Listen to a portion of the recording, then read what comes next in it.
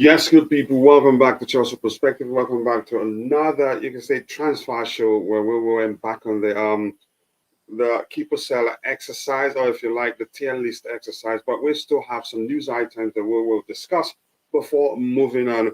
So sit back, relax, and let's get into the show.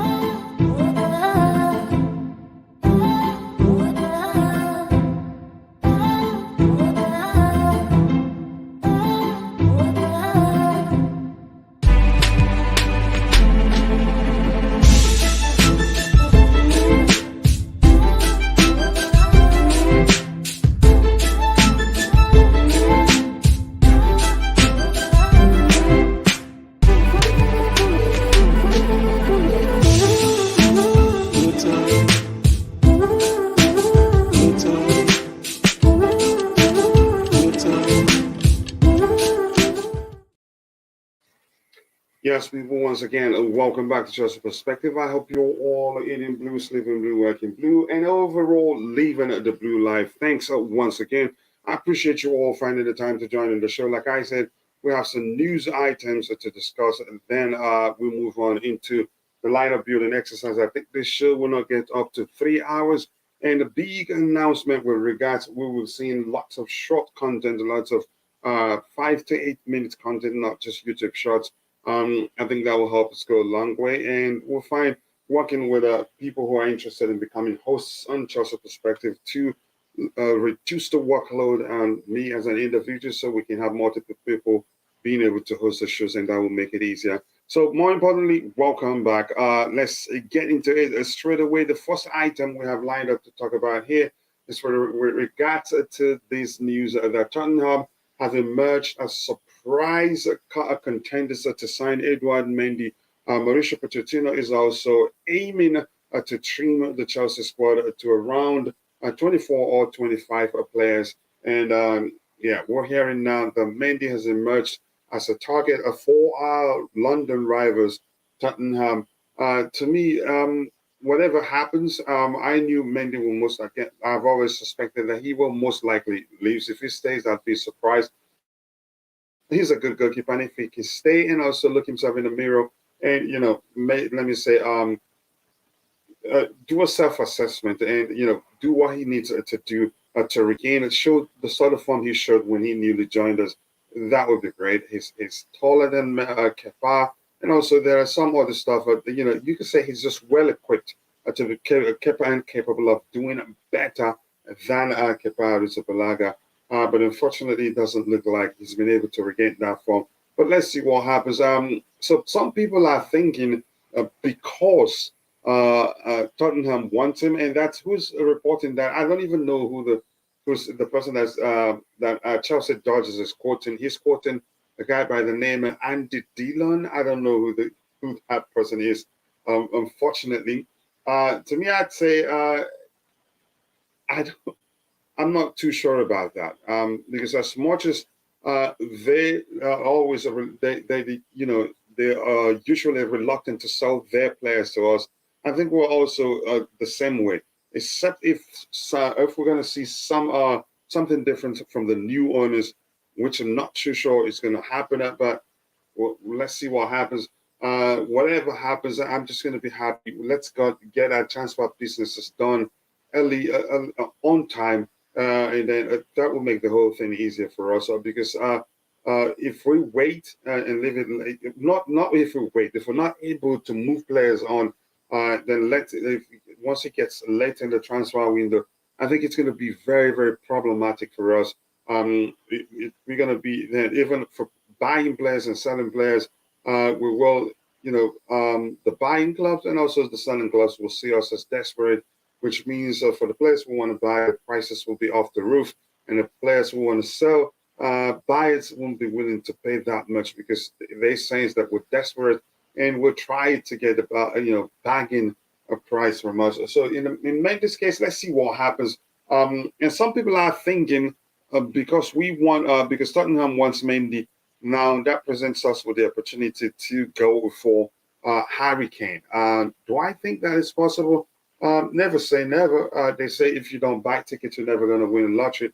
So, but I'm not too sure how possible it is. In their case, you could argue they're not too desperate to sell. Again, maybe you could argue that's the case also because we're hearing that Harry Kane wants to leave the club. And if that's the case, which means they'd be desperate to sell. Otherwise, I'm not sure what's going to happen, but I still think Harry Kane coming to Chelsea is near impossible.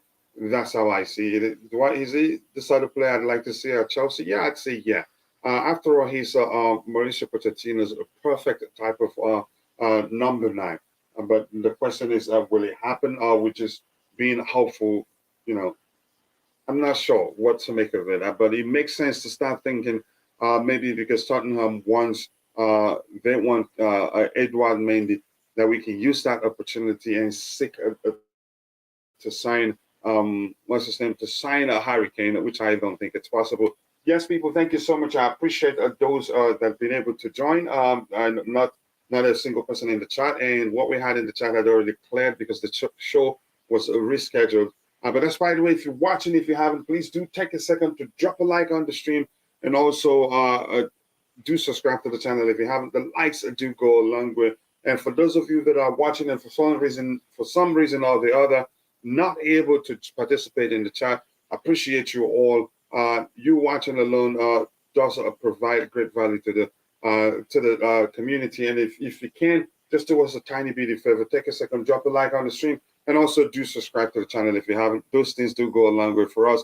And for you, Jerry Z, the only man in the chat at this point, I'm going to get your thoughts with regards to Tottenham being interested in signing Edouard Mendy from Chelsea. I don't take that too serious at this point. But I don't know who Andy Dillon is. I'm not sure. There's no way to tell if that's a fact. Good morning to you too, Jerry Z. Big up, brother. I hope you're doing well. Thank you so much for finding the time to join on the show, as always. Always nice to have you there. Good morning to you too. And Kimso says, if we give Spurs Edouard Mendy, they have to give us Kane. That's why I'm saying I sense that. I sense that the logic there, which is, common sense. They want something from us. And Mendy still has about 3 years left on his contract. Correct me if I'm wrong. Let me check to be sure. Even if it is 2 years left on his contract and they want him, I think we have every right to ask them, okay, how about Kane? We hear that he wants to leave Tottenham. What do you think? Maybe we can negotiate, factor those players into the negotiation process, and you can have Edouard Mendy and we can have Harry Kane. But I don't know. Let me just check quickly here. Harry Kane, let's see. Harry Kane transfer market. Let me see how long he still have on his, and I'll check Edouard Mendy. I don't think he has that much left on his contract, which you could argue the reason they probably. Let me see. Why is this too slow? Okay, let me see. Harry Kane expires in June 2024. So I think you could argue they'd be a bit desperate to let him go right now. And for Mendes, I think Mendes' contract will be around. He should have about 2 years left on his contract. Let me check. Edouard Mendy. Okay, Edouard Mendy transfer market. Why that loads? I'm going to get a bit of more of what you have in the chat. Keep dropping the likes on the stream. People will have 20 likes already, and that's great news. Let's try and get it to 100 by the time the show ends. That will go a long way for us. If we give Spurs Edouard Mendy, they have to give us, you guessed that right. But good luck to us seeing that happen. But since he has just about a year left on his contract, that may well be possible. For Mendy's contract expires 2025, so Mendy has about 2 years left on his contract. So if they really want Mendy, I think we actually have the upper hand in the negotiations because Kane has a chance to leave on a free if they don't sell him in the coming year. So they should sell him in this summer. Maybe we can find. Maybe there's a chance. I don't know. They say if you don't buy tickets, you're never going to win the lottery. What do we have here? I would prefer a 24-year-old Victor over a 30-year-old Kane. A lot of people think like I think I'll think like that because it will be a long-term signing if we're able to get Victor Osimhen. The question is he Mauricio Pochettino's first choice? The rumors are that his first choice is his fellow Argentine, the Argentina international, what's his name, Lautaro Martinez, which makes sense. Which you could say is what's his name, Mauricio Pochettino's type of striker. Given the players we've known that he's worked with as number nines, that Lautaro Martinez may well be his first choice, but we don't know. Rumors are that Chelsea are bent on securing the signature of Victor Osimhen.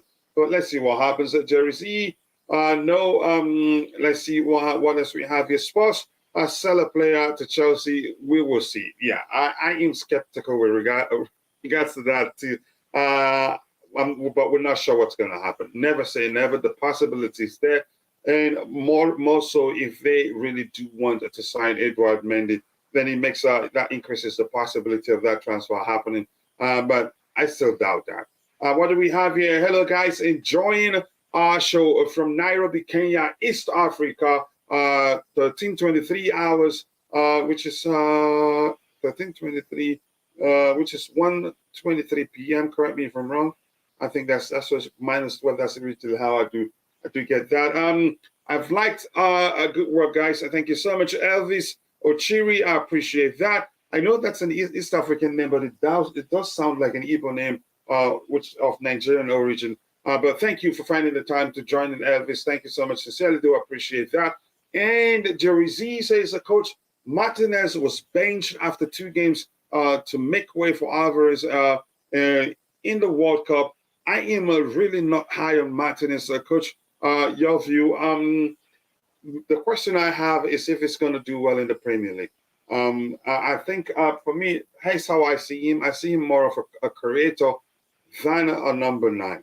But we all see things from different lenses, and I still have strong doubt whether he'd do well in the Premier League. But again, that's just me. If you ask me, I'd say Victor Osimhen, as much as I've argued before on the ground, Potter, that he is not what we need.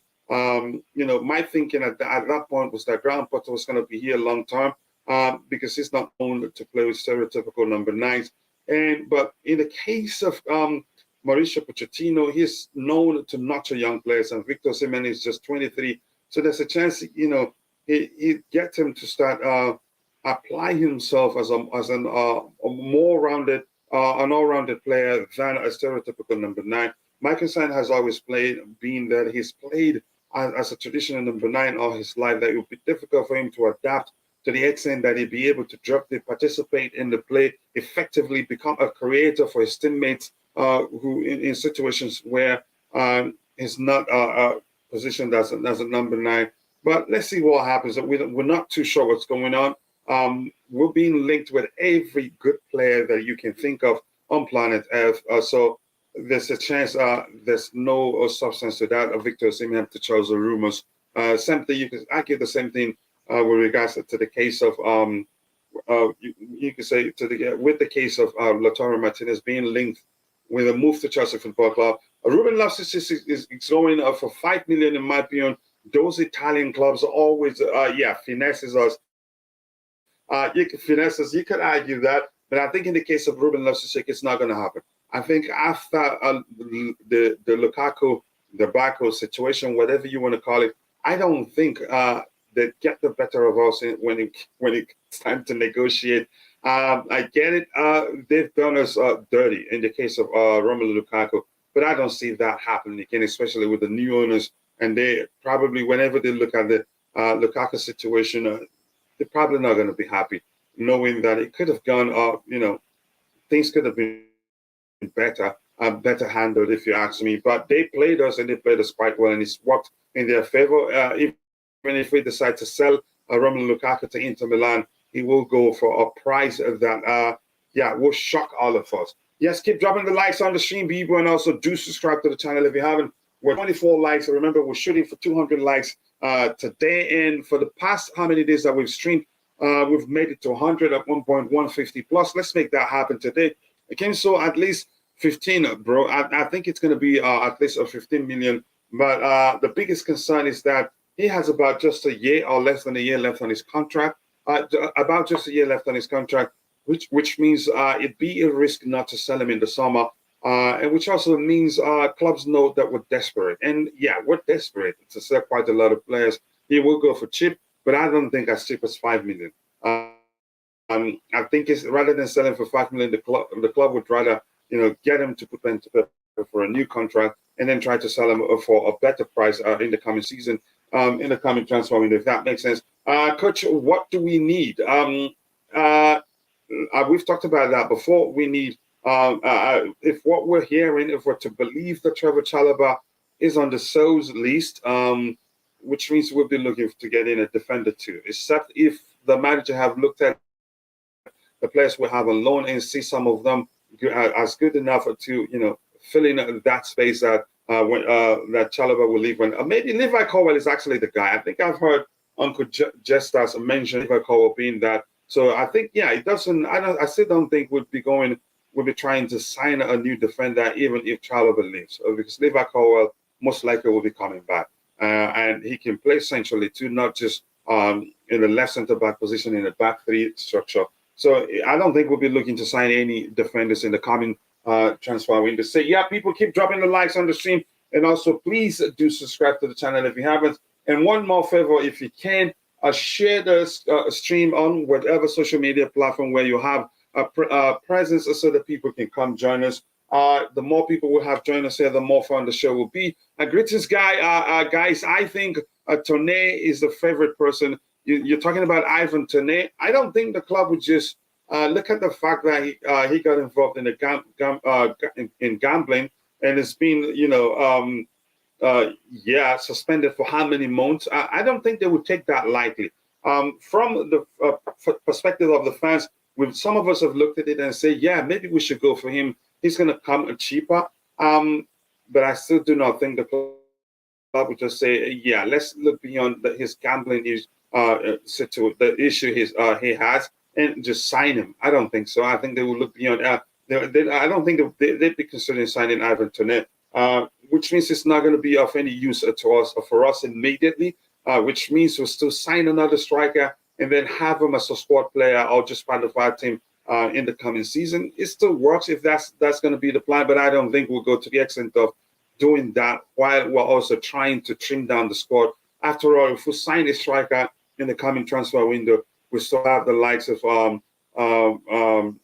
what's his name? The Serbian international who's been out injured for a while now, and we still have Dacho Fofana, which we don't know what the club are going to do with him at this point. But yeah, I get where you're coming from. Tone is the guy who used to Premier League so far. Having him in our team would help and link up easier, and is younger. You're talking about Ivan Tone. The problem is, yeah, he's suspended for how long again? And I don't know the duration of his suspension, but it's a signing that wouldn't make any sort of sense. To be honest, I'm happy for Ruben. If he goes, he deserves top flight football. He's a good footballer, and hopefully he gets game time. I want him to succeed. Unfortunately, it hasn't really worked out for him at Chelsea. But my biggest problem is that from what we're hearing, the club may end up actually selling him and then leave us with players of lesser quality. But I shouldn't be that concerned about him. If the manager says that he wants players who do run quite a lot, if that's what he prefers, which means that's how he likes to approach the game, and he likes such players in his team, that's fine. I'm not going to complain too much. But good luck to Ruben. I know he would do well because he's a fine player. Hello to you, to Constantine Dante. Big up to you too, brother.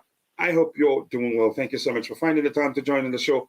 Much love to you. I appreciate you all the time. I haven't seen you in a while, so I do hope you're doing well. We have a top 4 battle next season, and I think we're capable of achieving that. But before that is going to be possible, we do need to spend strategically in the transfer window and not just go into the market and sign players because their potentials and all that. We need to balance out our squad. We have too many young players, and yeah, we need to sign experienced players to balance that out and to be able to compete very effectively in the coming season. Tone, out for months wouldn't help. Yeah, it's a signing that wouldn't make sense. So that makes me look at people that are saying we should go for him and not think about how long he'd be out. Lee, it's been a minute, brother. I haven't seen you in a while. I hope you're doing well. But more importantly, thank you so much for finding the time to join in the show. Greetings to you too, brother. Always nice to see you. Please do let us know that you're doing well because we haven't seen you in a while.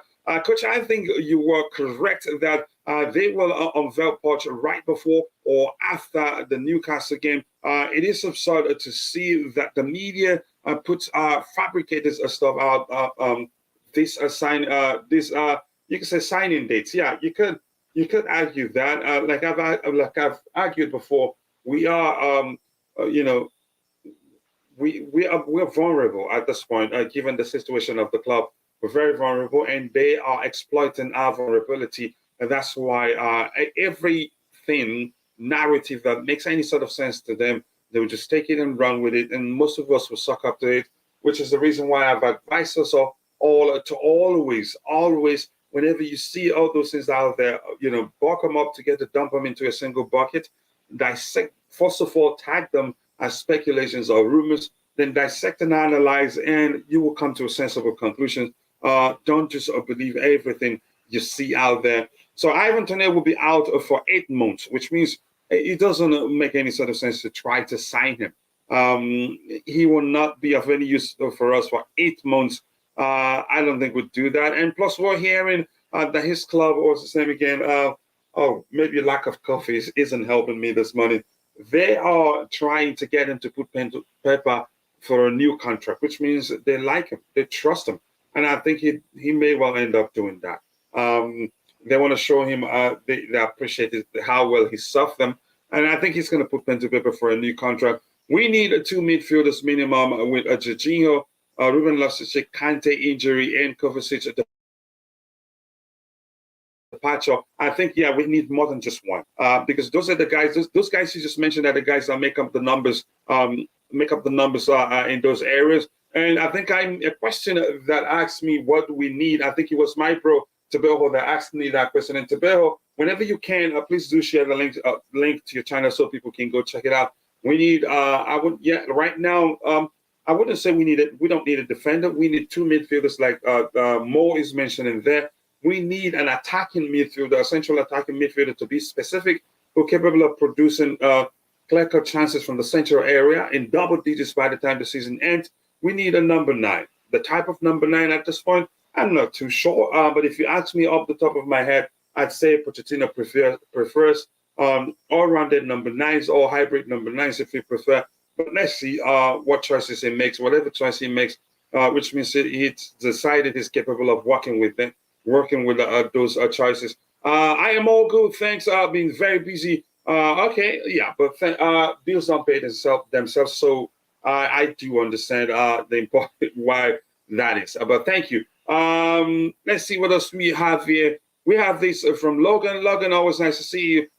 News saying Declan Rice is going to Arsenal because of UEFA Champions League. That makes me laugh because they never going to win the UEFA Champions League. No, at least for a start, to get to play in the UEFA Champions League. Yeah, and even before that, rumors we've heard out that were out there were that he was going to go. Most likely he will most likely be going to Arsenal rather than Chelsea. For some reason, I do not know, but I've had my arguments as to why I think Chelsea will not be his priority. I get it, people saying his body messing is at Chelsea, plus all the other stuff, points they didn't mention and all that. He's Chelsea through and through and all that. I'm not too sure what's going to happen. If it comes to us, I'd take him. But in terms of our traditional, our need for traditional DM, to me, he's not my number one, and I'm entitled that way. Disclaimer: he's not my first choice. I know he may be the first choice of some of you guys there, but we all see things from different lenses. For me, we could do with other options.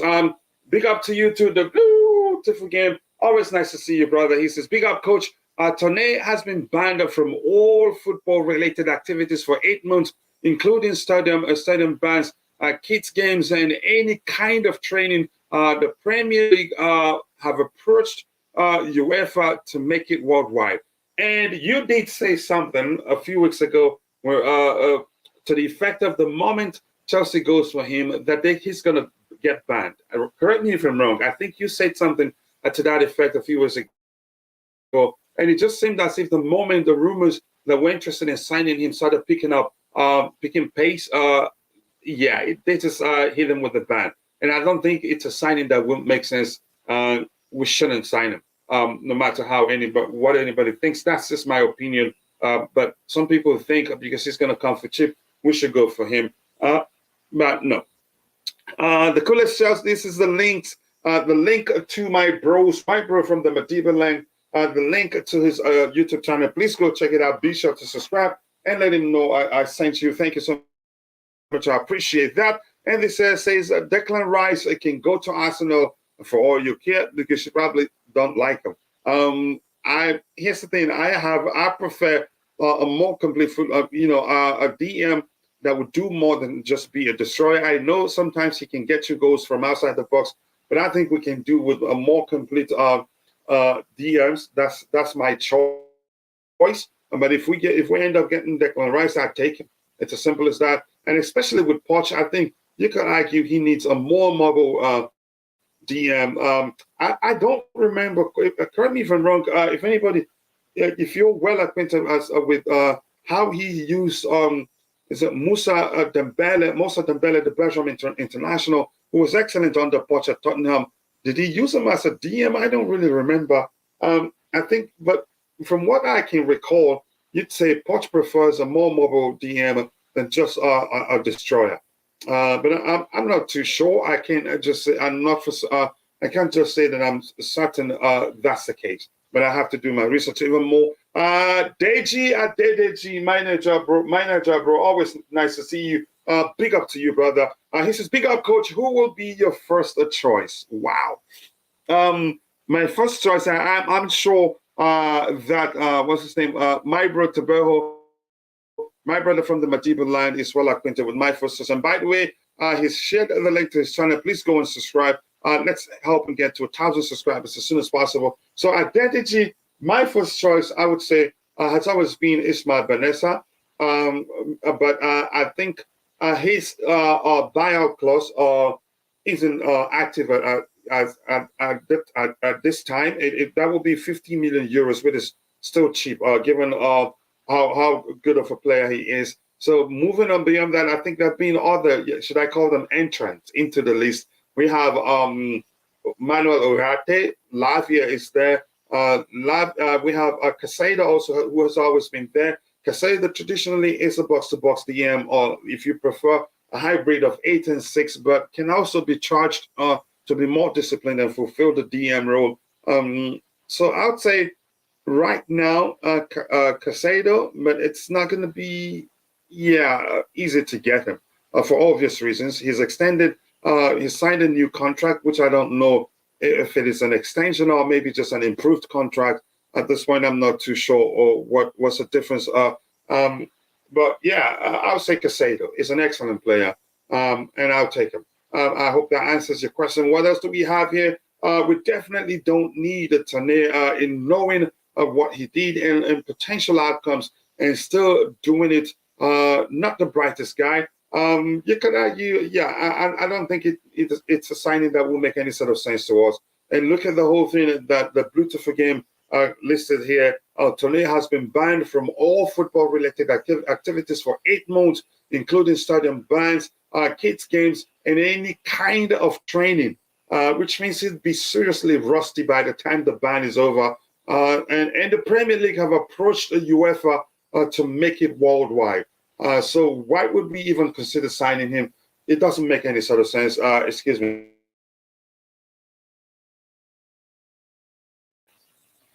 So Toné wouldn't make any sort of sense. Declan Rice can go to Arsenal, like my bro says there. I big up to you too. I hope I was able to answer your question. Let's see what else we have here. Arsenal wouldn't make it past the group stages. If they spend wisely in the market in the coming season, they're capable of making it past the group. I think it depends on the group they get. I know lack of experience will most definitely come into play. Just like we're seeing in the Premier League, the way they dropped point at the point where you think when everybody thought, oh, they've wrapped it up, they're going to win the league. That didn't happen. And you could say that's down to the fact they don't have they don't have experience in depth, if that makes sense. Let's see what else we have here. Ndidi might be available because of Leicester getting relegated. To me, I think I'd take Declan Rice over him. I talk about players who being complete. He's actually, I think Declan Rice over Ndidi anytime, any day. Even though I'm of Nigerian descent, I grew up in Nigeria, born and bred in Nigeria.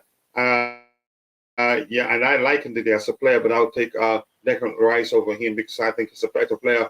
Too many bad mistakes have been justified at Chelsea. Coming back to the top could take years. New glory hunting fans should bail out now. I don't think it would take years. Like I've said before, I think we just have to spend strategically in the summer. Getting players we know that will make us better in areas of priority, if that makes sense. And with regards, here's the thing: the only thing you can say Ndidi has over Declan Rice is more. If you were going for just destroyers, Ndidi could be our man. But for me, in my opinion, I'm looking for players who are more complete than just being destroyed. And to me, I think you can argue that Declan Rice has more in his locker than Ndidi. That's just my opinion. This says Ndidi is a CDM. Yeah, I know quite well.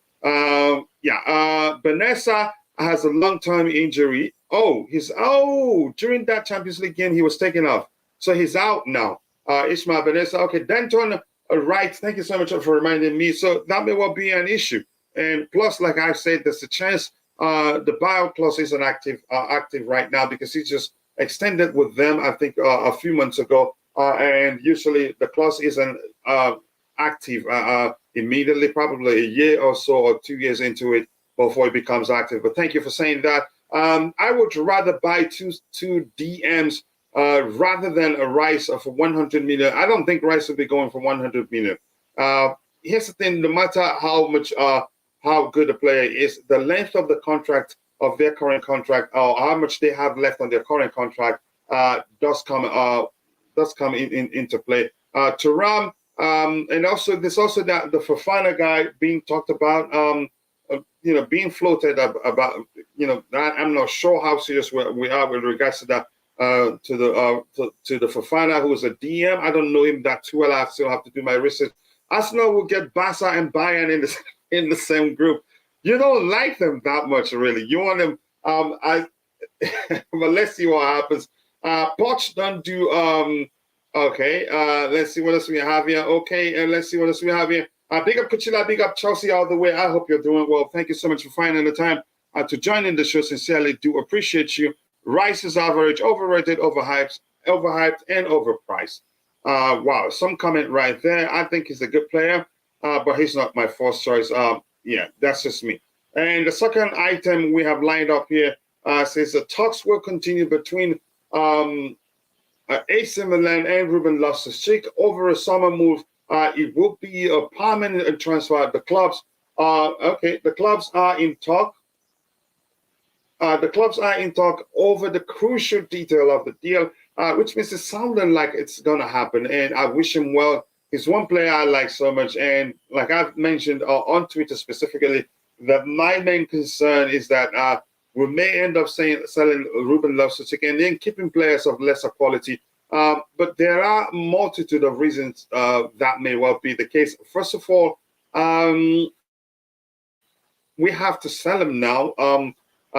Plus, I think his salary, to save his salary, he's on, I'm not sure how much, because but the rumors are that I think he's one of the top earners at the club, which actually you can argue, it is a concern, would be a concern for the new owners as they try to balance the books, so they will not be looking, to keep players who's you could be considered earning their wages on high wages, maybe. Kepa Arrizabalaga being one of them. I think they will most likely consider, placing Kepa on the chopping board, with that's me trying. Well, how do I phrase it? Not to come across. I'm saying sell him because he's on a very high wage.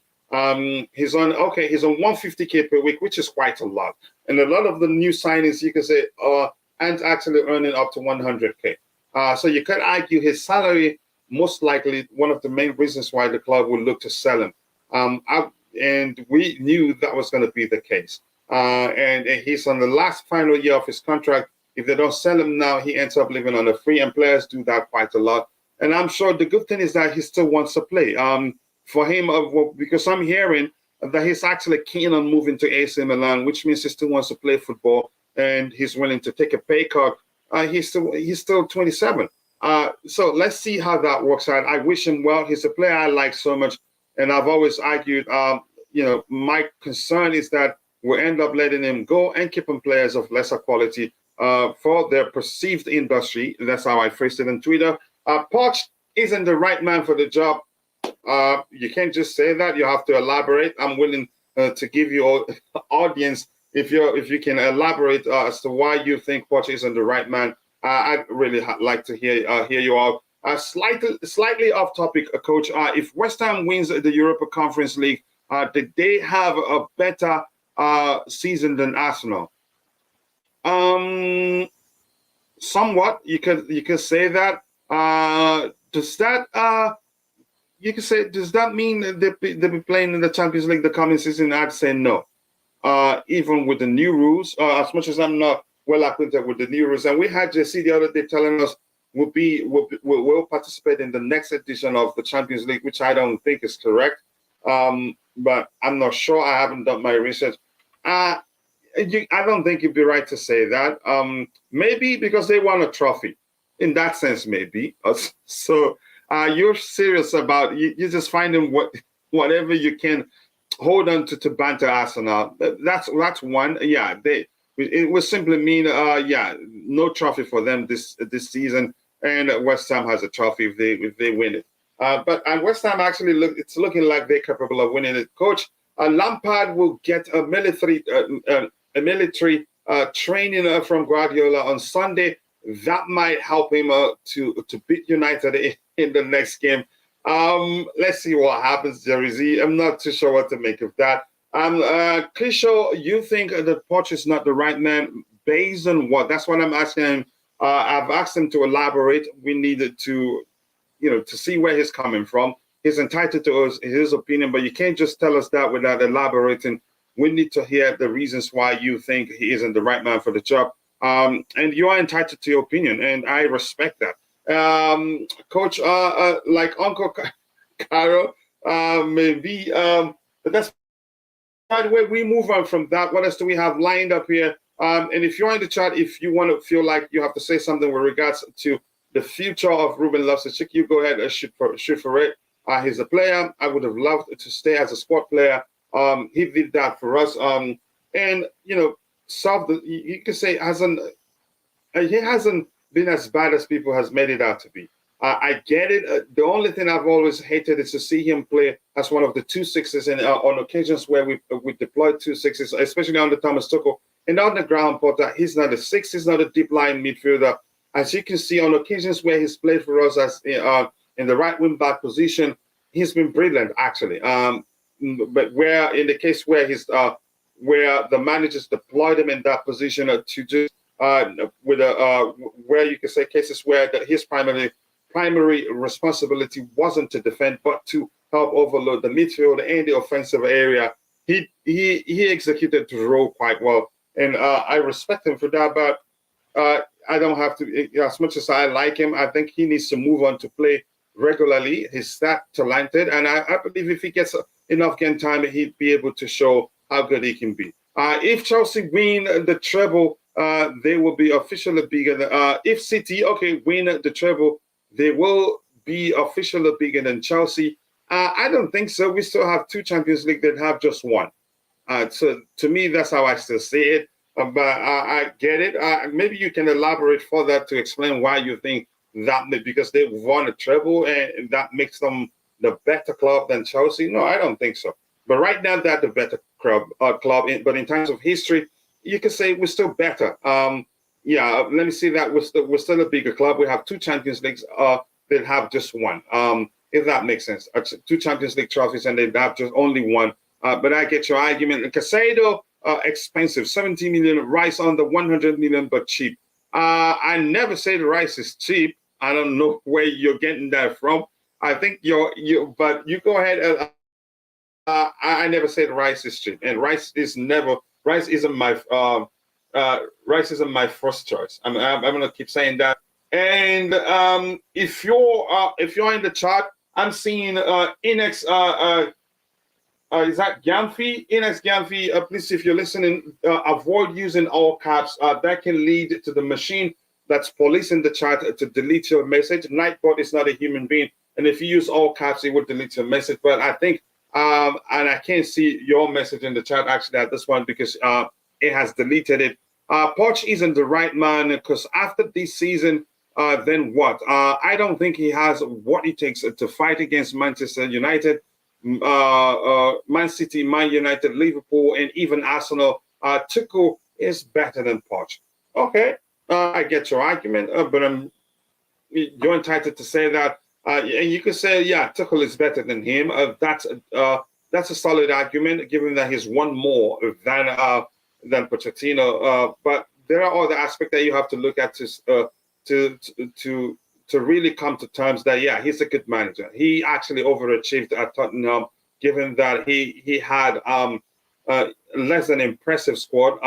Danny Levy doesn't invest much in terms of signing new players. And you can argue if he had good players, a good enough squad, he probably could have won those trophies. That's the finals he took him to. He could have won those finals. But I get your argument, and you're entitled to your opinion. Otutoma, wow, my Niger bro just made trying to show me that he speaks Igbo too. Dalo, I appreciate that, brother. Ekubadu, greetings. We are a Kara maybe. We are bigger than City, even if they win the treble. We want it, and we want it all. They have not. Yeah, we have two Champions League trophies. We have UEFA Super Cup, Club World Cup. Yeah, so yeah, that doesn't. They'd have to win it the second time and win all the other trophies we just mentioned to measure us. So they have to measure us first, let alone overtake us. But with just a single Champions League, no. And let's not count the chickens before it hatches. But because they haven't actually won the Champions League right now. Chelsea will be ruthless next season. I said it here first. I believe that's the case, but that starts with the club being, spending wisely in the market in the summer, being strategic with our spendings, and not just throw money at players. If we can, aim to sign players, to fortify maybe the areas where let's say prioritize our spendings in the summer, our signings maybe I think we'll do better than a lot of people think we can do in the coming season. I strongly believe that, but I can't go to the extent of saying here's what I think we're able to achieve in the coming season. United and that I think it would take. I think they've done well, but I think it will take a while for them to really be where they need to be. At this point, they struggle quite a lot, and you could say they've made some signings that I think are silly. Actually, one of them being Anthony. Anthony, for me, at this point, until proven otherwise, it's been a waste of £100 million. Chelsea all the way says, I've said it before and we'll say it again. If we think of players like Ampadu Gallagher, Pulisic, Mount, and Kepa will make us compete with City, then we are living in cuckoo land. I don't think we're going to keep them all, and I don't think we should just rely on all of them. I think we should sign some players to be better in certain areas that we talked about. We don't need a we don't need to sign any other defender. That's my opinion. I think we need to sign a DM. I think we need to sign a central attacking midfielder. I think we need to sign a number 9. The question is, what profile of number 9 should we be looking at? It's up to Mauricio Pochettino because, like I said, I have to do my research to say for certain that he prefers certain type of number 9s. Spurs finished the top 4 for 4 years in a row. Yeah, under Mauricio Pochettino. I'm guessing that's what you're arguing there. For 3 wins, Spurs didn't invest. He played at Wembley for an entire season, saying that he cannot compete with Arteta and Ten Hag is pretty silly and illogical. Here's the thing. I think you and I are the same. I think he overachieved at Tottenham and would do well with us. Destroy the like button, people, and also do subscribe to the channel if you haven't. The likes do go a long way. We have 43 likes. Let's get the likes up, get it to 50, and shoot for 100 as soon as possible. Thank you so much for finding the time to join in the show. Good day, Kachila. Purchased by the back, coach. Let's hope. Let's hope it goes well for him at Chelsea. Yeah, let's see. Let's hope that becomes the case. The better coach was Enrique. I don't argue against that. But that's just you can say there's no way telling Enrique would have done well in the Premier League. As much as he was my first choice, but there's no way arguing that he'd be a good coach in the Premier League. It's as simple as that. And we've moved on beyond him. Being able to play one game a week to get his play style cemented into the team. Look at the football City played against Real Madrid, demolishing them. Enrique has that. If anything, I've actually argued that Enrique is actually a more pragmatic version of Pep Guardiola, but we have to move on beyond him. So I get it. We can't change the situation right now. It is most likely. It's looking like Poch will most likely soon be announced as the new Chelsea permanent manager, and we can't change that. So we just have to support our club and move on. Crucial. Poch finished above a club 3 times, above Arsenal 4 times. With Tottenham, you were saying he can compete with them, with Chelsea.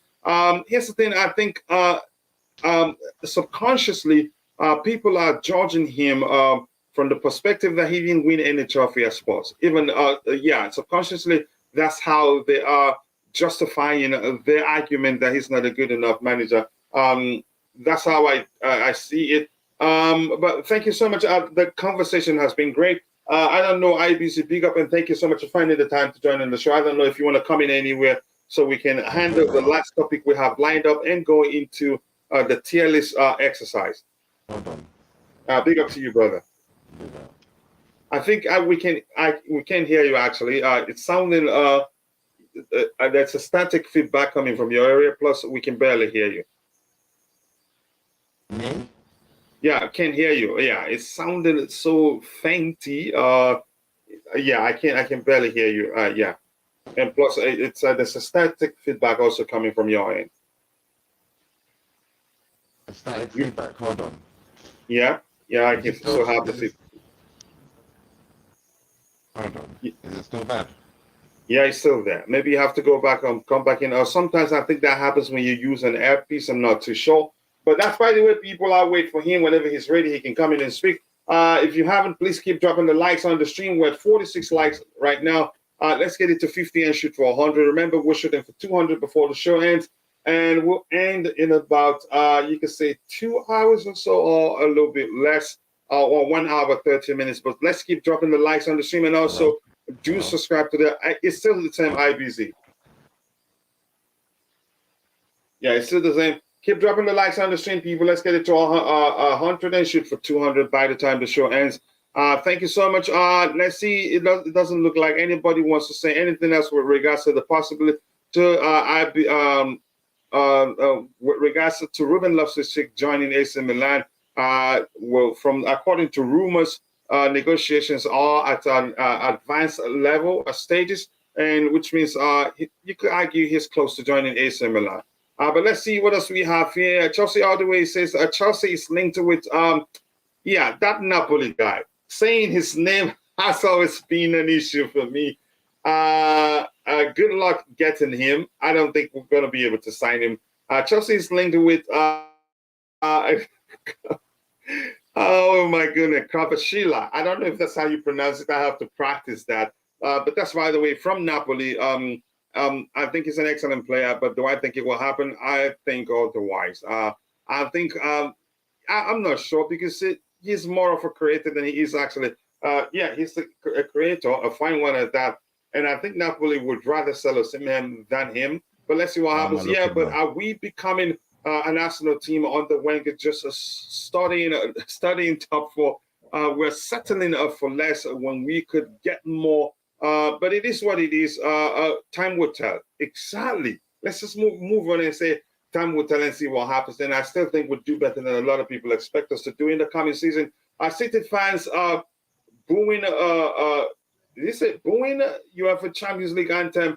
May come back to bite them. The Premier League thinks the City are cheats. So the treble is not a given. Personally, I think they will do the double because of how difficult the treble is. Let's see. Let's see what Coach, they're let me able to know, yeah. win. IBC, you can come in now if your sound is better. The better. Yeah, it's better. Yeah, it's better. So you Yeah, want to man. come in anywhere from what you've heard us talk about, or should I just move on? Up to you. No, I mean, I think there's on the agenda, just waiting for official announcement in it of of Mauricio Pochettino. Mm-hmm. So that's where we are at the moment. So until And then, I don't have what you any. make, what you make with regards, what you make of the possibility of Ruben Loftus-Cheek joining AC Milan? If it were up to you, is he a player you'd look to sell or keep? Yeah, yeah. I'll if the interest is there Mm-hmm. and they are offering money for Ruben Loftus-Cheek, I will sell Ruben Loftus-Cheek. Mm-hmm. I don't I don't lose anything with Ruben Loftus-Cheek. I'll thank him for his services, good academy products, played for the first team, won titles. Where did he win a title? He won trophies. Yeah, it will go in my blessing. There's nothing like there's nothing we miss if we keep him. I mean, there's nothing we'll miss if we let him go. Sorry. Oh my God, Mm-hmm. we let Ruben Loftus-Cheek go. Oh my God, if we had Ruben Loftus-Cheek in that game, we would have won.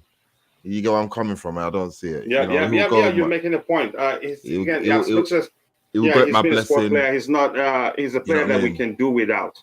You know what I mean? And yeah, it will do well with Milan. It will go link up with Fikayo, you know, Giroud, you know, it's a match made in heaven for him. And he gets to play for a top side. So yeah, I was speaking to my Milan friend this morning and yeah, he's all for it. With Benacer and the rotational options they have there. So I think he'll actually do well. And yeah, I'm all for it, man. I feel the same too, and good luck to him. Hopefully, he does well 100%. because he's a good player. And I think 27, it's not too late for him, and he still got it in him. I would prefer Lautaro Martinez than Osimhen because of his work rate. Wow, okay. Let's say I have a question. If City win the treble, does Haaland win the Ballon d'Or or Messi? I think Haaland will no, I probably don't win it. think so. I think there's It'll more be to winning the Haaland. Ballon d'Or than just winning the treble. But Oh, damn, the Ballon d'Or. Would they take in consideration the World Cup for the Ballon d'Or? Have they done that already? Have they done the Ballon d'Or I'm already? not too sure where. But yeah, I'm not too sure. I think, yeah. If But I I'm mean, not if too they sure do really with consider, they'll four give it to him. pens or sorry. I think if they do consider the World Cup, if they've given Yeah, it they after the consider World it Cup. whenever you're playing, every competition you've participated in, they do come into play. So what But like the World Cup was last year, December. I'm asking, was it already done last year? It wasn't already, it wasn't. The Ballon d'Or awards wasn't given out last year. They haven't done that, have they yet? It's I yet to think the come this one year. that's been done already, I don't think the World Cup was calculated. I'm not too sure. I'm not Yes, too sure how that works. yeah. And it's, there's a lot of politics involved in that Ballon d'Or, really. Because there were times when people thought definitely it was going to be Lewandowski, and he ended up not being him and all that. But let's see what happens. If he wins it, he may well be positioned to win it. But how well has it done in the Champions League itself and all that? But let's see what happens. 4 pens or Haaland breaking the EPL record also. Those things to come into play, but let's see. But do I think he's done enough to win it? I can't say really, but let's see what happens. Kachila, realistically, which players do you think we can get? Most quality players are expensive, and if you want to catch City, what can Chelsea do? Here's the thing. Realistically, first of all, I don't think we have the luxury to be spending a lot of money in the summer. Like I've always argued, I get it. There's a chance we will get done with the shirt sponsorship thing before the summer comes, and then that will help us balance the book to a considerable extent, which means we don't have so much to do to balance out the books. But signing players, like the big names, Casado that we're being linked with, he's not going to come cheap. Osimhen is not going to come cheap. I'm not too sure whether we can afford them. We don't have the luxury to do that. Maybe after selling players, we can afford one player at a price something close to north of 70 million pounds or so, but not too sure how much we're going to be able to spend in the summer. So I'm just going to wait and see what happens. Because balancing the books is very important. We can't just say continue spending, whereas we're minus 300 million pounds plus. Isn't that how much that was mentioned at one point? We can't just keep spending without that being, cutting it down to a considerable extent. So the sales alone, the player sales, and just will not just go into purchases. I think you can say the club will prioritize between buying players and also balancing the books. I don't know. I don't know what they're going to do, so I'm not too sure. I think, like I've mentioned, we need an attacking midfielder. We need a traditional DM. We need a number 9. The sort of number 9 we're looking for, I don't know. But if I start giving you names, the names I'll give you in total would be nearing 300 million or 250 at least. So let me just leave it up to them to decide which of those quality players they want. I always love RSC just as many youth players. He never reached his full potential due to playing out of position and his injury, which was a major factor. But sell, at this point, sell. And we knew he was going to be sold. And during our tier list exercise, I think he was. We did put him in the sell row, which is very correct. Question for the panel: is the EPL now a Farmers League? Now City are dominant. If now, why level other leagues of Farmers League? I don't think the EPL is Farmers League. I don't think so. I think it's just a few teams are in transition right now. Liverpool are, Chelsea are, and there are entrants into the top 4. Yeah. And if anything, the Premier League will become even stronger in the coming season. Newcastle being one of those strong teams that will spend quite a lot in the summer. They're one of the big boys now. They have the money and all that. I don't think so, really. Yeah, exactly. We it's the most. This league is this season. If it has opened your eyes as to the competitiveness of the league, where a team can win 7-0 one week and go to the South Coast and lose 1-0 to a team that's just been promoted, or a team like Brighton establishing themselves as an established Premier League team. With Newcastle, we were looking at relegation last season to all being a win away from Champions League qualification. It's surely not a Farmers League. No, it's not at all. I understand what they say when City are winning it all the time, or if they were to win it the third time in a row, would it be considered a Farmers League? If when Manchester United won it 3 times in a row, it wasn't a Farmers League. It won't be a Farmers League now. They are just blessed. We are just blessed to witness a moment in time in which a generational striker in Erling Haaland is at that squad, and a top tier manager in Pep Guardiola is at the helm. That is it. Aside from that, we have seen City's frailties, but for the quality of those of managers like Guardiola and the quality of players like Erling Haaland, it's inevitable that you will get this result. If they didn't get this result, we'll be saying he failed, he flopped. What are they doing? but they are. This is what they are supposed to do with this quality. They are arguably the best team in the world, bro. They just moved to Real Madrid like they were a piece of paper. You could argue they were missing a certain Casemiro that plays for Manchester United today, but that's another story. But they have proven that this is we're not just, if we're Farmers League in the Premier League, we're tearing over Champions League like it's nothing. And if they continue in this trajectory, they'll water over Inter Milan. So I just believe that Manchester City, they're just a cut above the rest. It's not even about the league. I think it's, again, in the world, no one is stepping on their toes. And that's it. Yeah, and I couldn't say it any better. Honestly, I think the Premier League is in a farmers league. And Man City's how they dominated. You can say Real Madrid proves that, if anything. And but let's move on from that. Benzema is current Ballon d'Or winner. Yep, that's correct. A lot of people yes, Yep, I remember. I'm sorry, sorry. The previous guy, the guy that wrote that Benzema won it. When did he win it? I want to remember, please. If you can remind me. The event was around December. Before was December. It after? It was after the World Cup, innit, bah? Was it after the World Cup? No, I'm not so sure. I don't remember. I'm not sure. The last Ballon d'Or, what day did they hold if you're in the chat? But let's move on from that. If they come up from it, someone will remind us. Yeah. If they come up with it, we'll look at it. EPL is not a Farmers League. With the evolution of Chelsea, you can argue that it's very funny. Our owners, Uche Emeka, thank you so much for finding the time to join in the show. He says, it's funny. Our owners, took every step on his way. Our owner took every step on his way. It's not fair at all.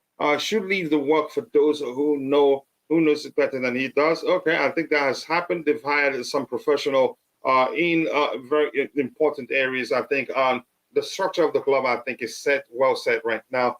And if anything, if you see them operate, as a well-oiled machine, everything will be seamless. The operational aspect of the club will be seamless.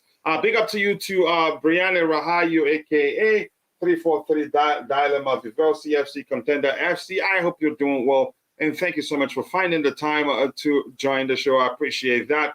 The only Howard League becomes a Farmers League is when the money isn't reaching the smaller teams like Bayern, Real, and Barca, like Juve, etc. However, in the EPL, everyone can buy almost anyone. And and any team can beat any team. It's not that league where one team wins the league for like 300 years in a row. It doesn't happen in the Premier League. Power switches every now and then. So I don't think it makes any sort of sense to argue that the Premier League it's a Farmers League. Todd bought the best young talents from Europe. It's not that big of an issue. He signed many players and they didn't get time or a preseason, took 2 steps back to move forward. Here's the thing, I think we would do well. And those players, I think, when they start to gel and start playing as a unit, I think Chelsea will have a fearsome side. But that said, we still need to make some strategic signings in the summer. Not just we're not going to be okay with just the team we have right now. We'll be okay, but probably most likely will not be good enough, if that makes sense. I don't know. IBZ, do you think we're just okay the way we are? Or do you think we need to make a few signings to be better in the summer? If you're still there, if not, I'll go ahead. Obviously, and what we have in the chat. Of course, we're not where we are. 100% we're not where we are. That's why we're 11th. Are we okay with 11th? Do we build from 11th? Of course not. What we can all see what we need. Someone to put it at the back of the net. Someone to stop the goals from going in properly. Once that is addressed, you add what other places you need to address. Maybe additional right back, cover depth in midfield because of the likes of those that may be leaving. Maybe more wide men because of the likes of those that may be leaving. But 100%, this is not it. This cannot be it. We need work done in the summer. And this is why Pochettino was coming in. This is why he has been given the reassurances to work during the summer to get the targets needed for us to get to where we want to be. So we are nowhere near where we haven't competed, coach, for 6 years, bro. That's a Yeah, long we time. haven't. Yeah, yeah. Even Yeah, though it's we going won the into Champions 7. League in But that was 21. just that's just a bonus. That's just a bonus of our credibility as a top club of how to get it done on the top stage. You know, that's just a testament to us being a top club and us doing it at the top stage. It's not in longevity. It's not in longevity. It hasn't been in longevity since we won it with Antonio Conte. It's not been in longevity. The season after we lost it with Conte, what happened? We dropped points against Burnley, first game of the second game, first game of the second season under Conte. We dropped points after letting Diego Costa go. Since then, we tried to bring Sarri in, it didn't work. Tried to bring Lampard in, didn't work. Tuchel didn't work. Do you know what I mean? Maybe we've had the few FA Cups, the few cup runs, but that's just to mask the smoke of the fact that we have not been challenging, guys. We have not done a Liverpool over the past 5 years. Liverpool have challenged. You know what? Challenge, like, even if they haven't won it, even if they we can't compare ourselves to Liverpool this year. They obviously we went to finals with Liverpool, but guess what Liverpool also did? They went to Champions League final and to the final day with that Man City squad. Yo, that is challenging. That, and they did. It's not just 1 year. They're not just last year. They did it. They've done it previous years. They are the only team, bar Arsenal this year, to challenge Manchester City. We have not been at that level. So for us to get to that level, significant changes needs to be done, and that will start from addressing key areas of the pitch, which is the striking position, the goalkeeping position, and then whatever filters after, whatever they feel, maybe the midfield in depth, the right back, all those things need to be sorted. So until then, we'll be where we are, and I need to be challenging at least right now, so I can see progression. So that one year, in the next few years, probably in the next 2 to 3 years, we'll be lifting that trophy, because we need to be challenging if we're going to be reiterate the fact that we are Chelsea, and the owners need to we need to have that mindset. We need to be challenging. We can't settle for any mediocrity. No. Yeah, I don't think. I think if we leave the team as it is without, making a few signings here and there, we'll be okay. But I don't think we'll compete effectively. Last Ballon d'Or was 22. Yeah, but what month we were checking? Was it post World Cup? Was it Was it post World Cup or pre World Cup? Pre World think Cup. it's Yeah, that's the post. question we're asking. I don't know how I missed it. I think I followed it actually, but just don't I remember remember. When he won. I remember when Benzema won. We were all happy for him, but I just don't know when it was. Was it after the World Cup? Please, someone remind me. It sounds like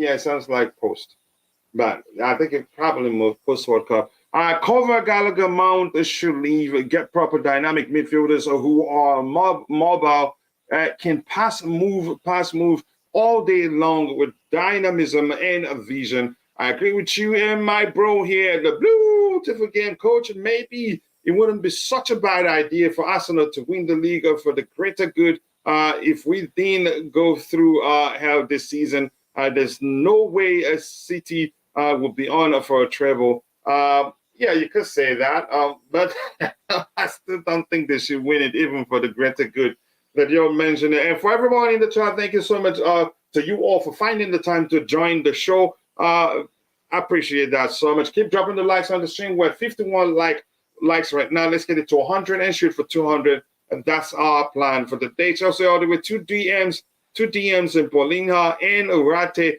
Casado as a CM.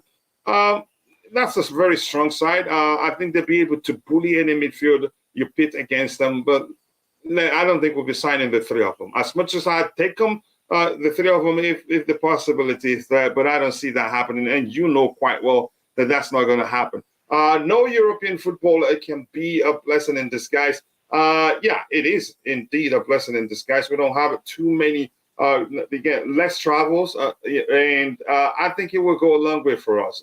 It will go a long way for the manager. If we're being honest, Lampard promoted an under 14 player to the first team. Who?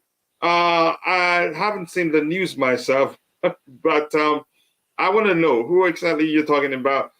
We still have more of this, maybe for the left back position areas where we have an issue. I'm not sure. Ballon d'Or was 17th October. Oh, okay. Thank you so much, Dave 031. Thank you. Big up to you too, brother. Yeah, big up, by the way. Big up to you too, bro. I hope you're doing well. Yeah, smash the like button, people, and also do subscribe to the channel if you haven't. 50 likes, 50 more to get it to 100. Let's shoot for that. That will go a long way for the channel. Thank you so much. I appreciate that. Let's see what else we have lined up here. This one here says Chelsea transfer targets. There you go. Chelsea all the way. I hope you're paying attention there. And Bobby, thank you so much for finding the time to join the show. I appreciate that. Some of those are on the wish list. This is just a list. That doesn't mean we're going to sign all of them. For goalkeeper, we have Andrew Onana, Emiliano Martinez, David Raya, Robert Sanchez. To me, it turns out, actually, correct me if I'm wrong, Martinez is actually shorter than Kepa Arrizabalaga. Yeah. So, for those of you who aren't paying attention, I'm not sure what to make of it. The fact that Martinez is shorter than Kepa Arrizabalaga, and a lot of people think automatically he'd be better than Kepa Arrizabalaga. But this season, I think Kepa has been the better goalkeeper. But in the previous season, Emiliano Martinez has been better. David Raya, and these are the goalkeepers I need to look at more. These two, Raya and Robert Sanchez. But Onana, I've seen enough to say he's good enough. But statistics show that this season, actually, Kepa has been the better of the two. Emiliano Martinez has been good. I have to, take a closer look with his ability on the ball, which you can say important, given the way Pochettino likes to approach the game. Since the assumption is Pochettino will most likely be announced as the new Chelsea permanent manager as soon as possible. What else do we have here? Gallagher, Mountain Cover will get us at least 100 million. Casado, Urate, and Poliha will cost 150 million.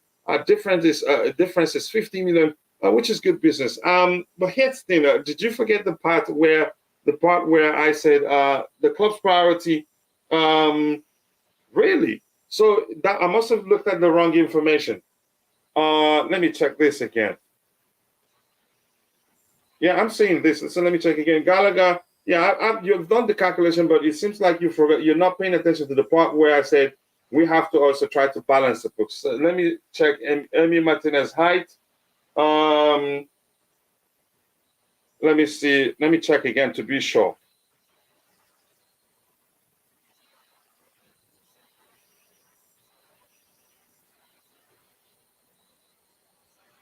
Emi Martinez height. Okay, let me see.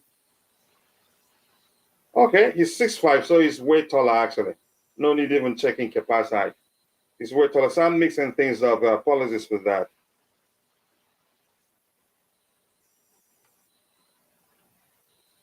6'5", okay, Kepa's height.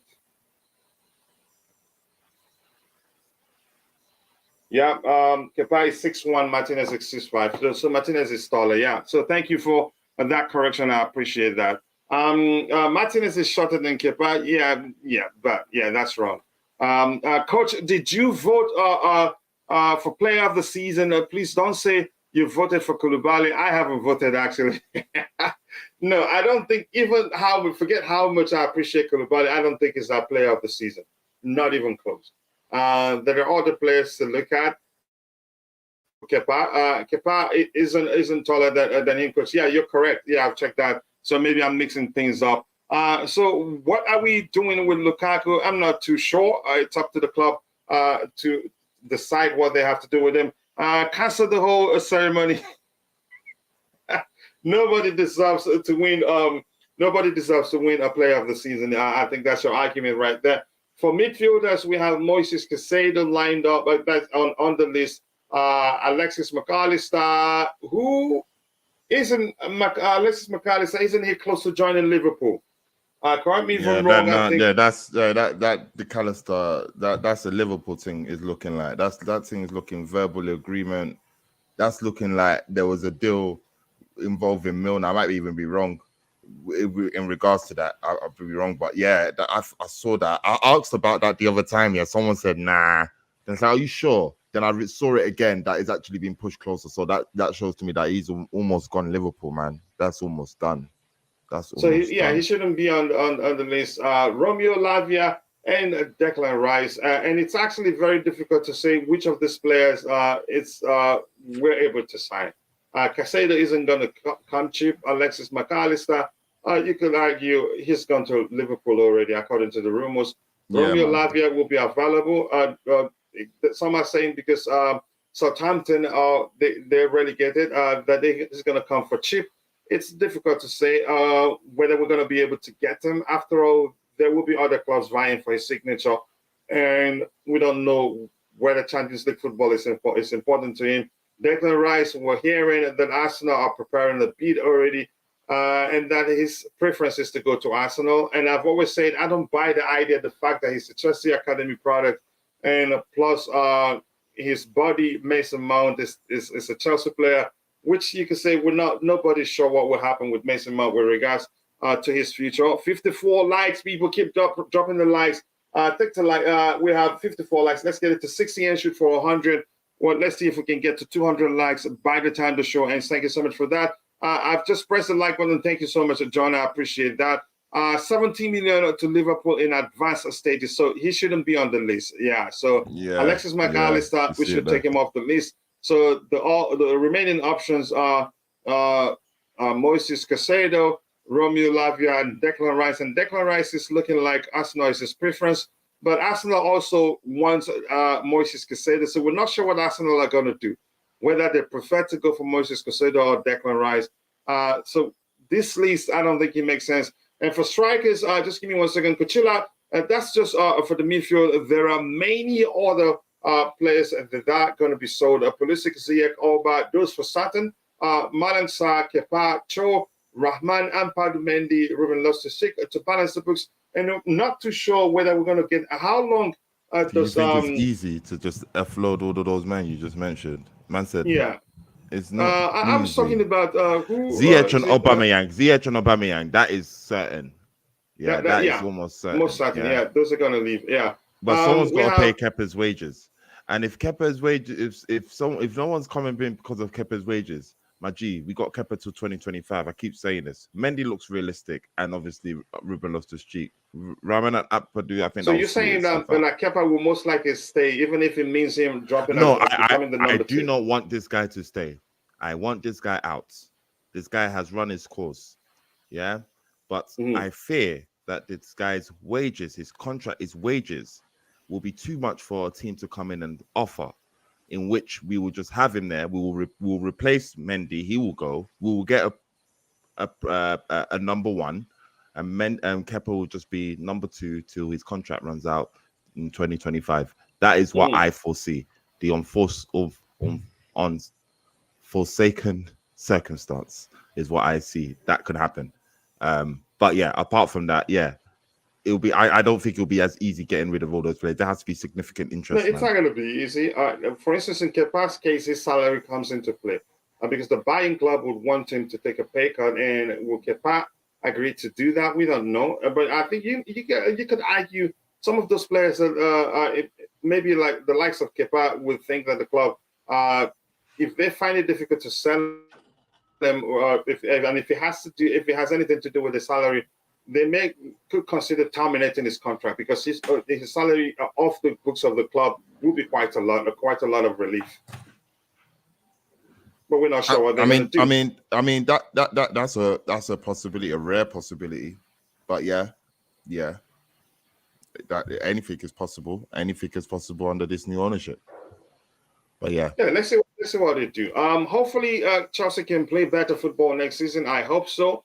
But better football isn't enough. We need to compete. How are we going to lure these players? No Champions League football. Todd don't offer big salary, and in this transition state, it wouldn't make sense coming. Let's be honest. We can work with what we have for get Champions League football first. I think Eugene has actually argued that 10,000 times in the chat, and it makes sense. Some of these players will not be willing to come to us, which means you'd have to, pay them something extraordinary for them to decide, okay, you know what, I will come.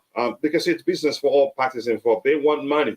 I get it, some of them want to play in the Champions League, but if we can pay them well enough, they forfeit the fact that we don't have Champions League football and come to us. if that makes sense. So we move on from that.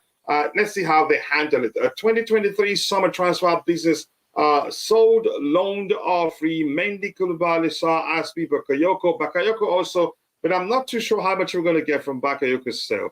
Ruben Loftus-Cheek, Pulisic, Ziyech, Rahman, Odoi, Lukaku, Alba, Mount, Kovacic. There's even more, I think. But Mark H, thank you so much for mentioning that. Coach, how much does Arsenal want to sign Rice for? I don't know. Remember when I said Rice will go for not less than 100 million? And how long does he have on his current contract? That actually does come into play.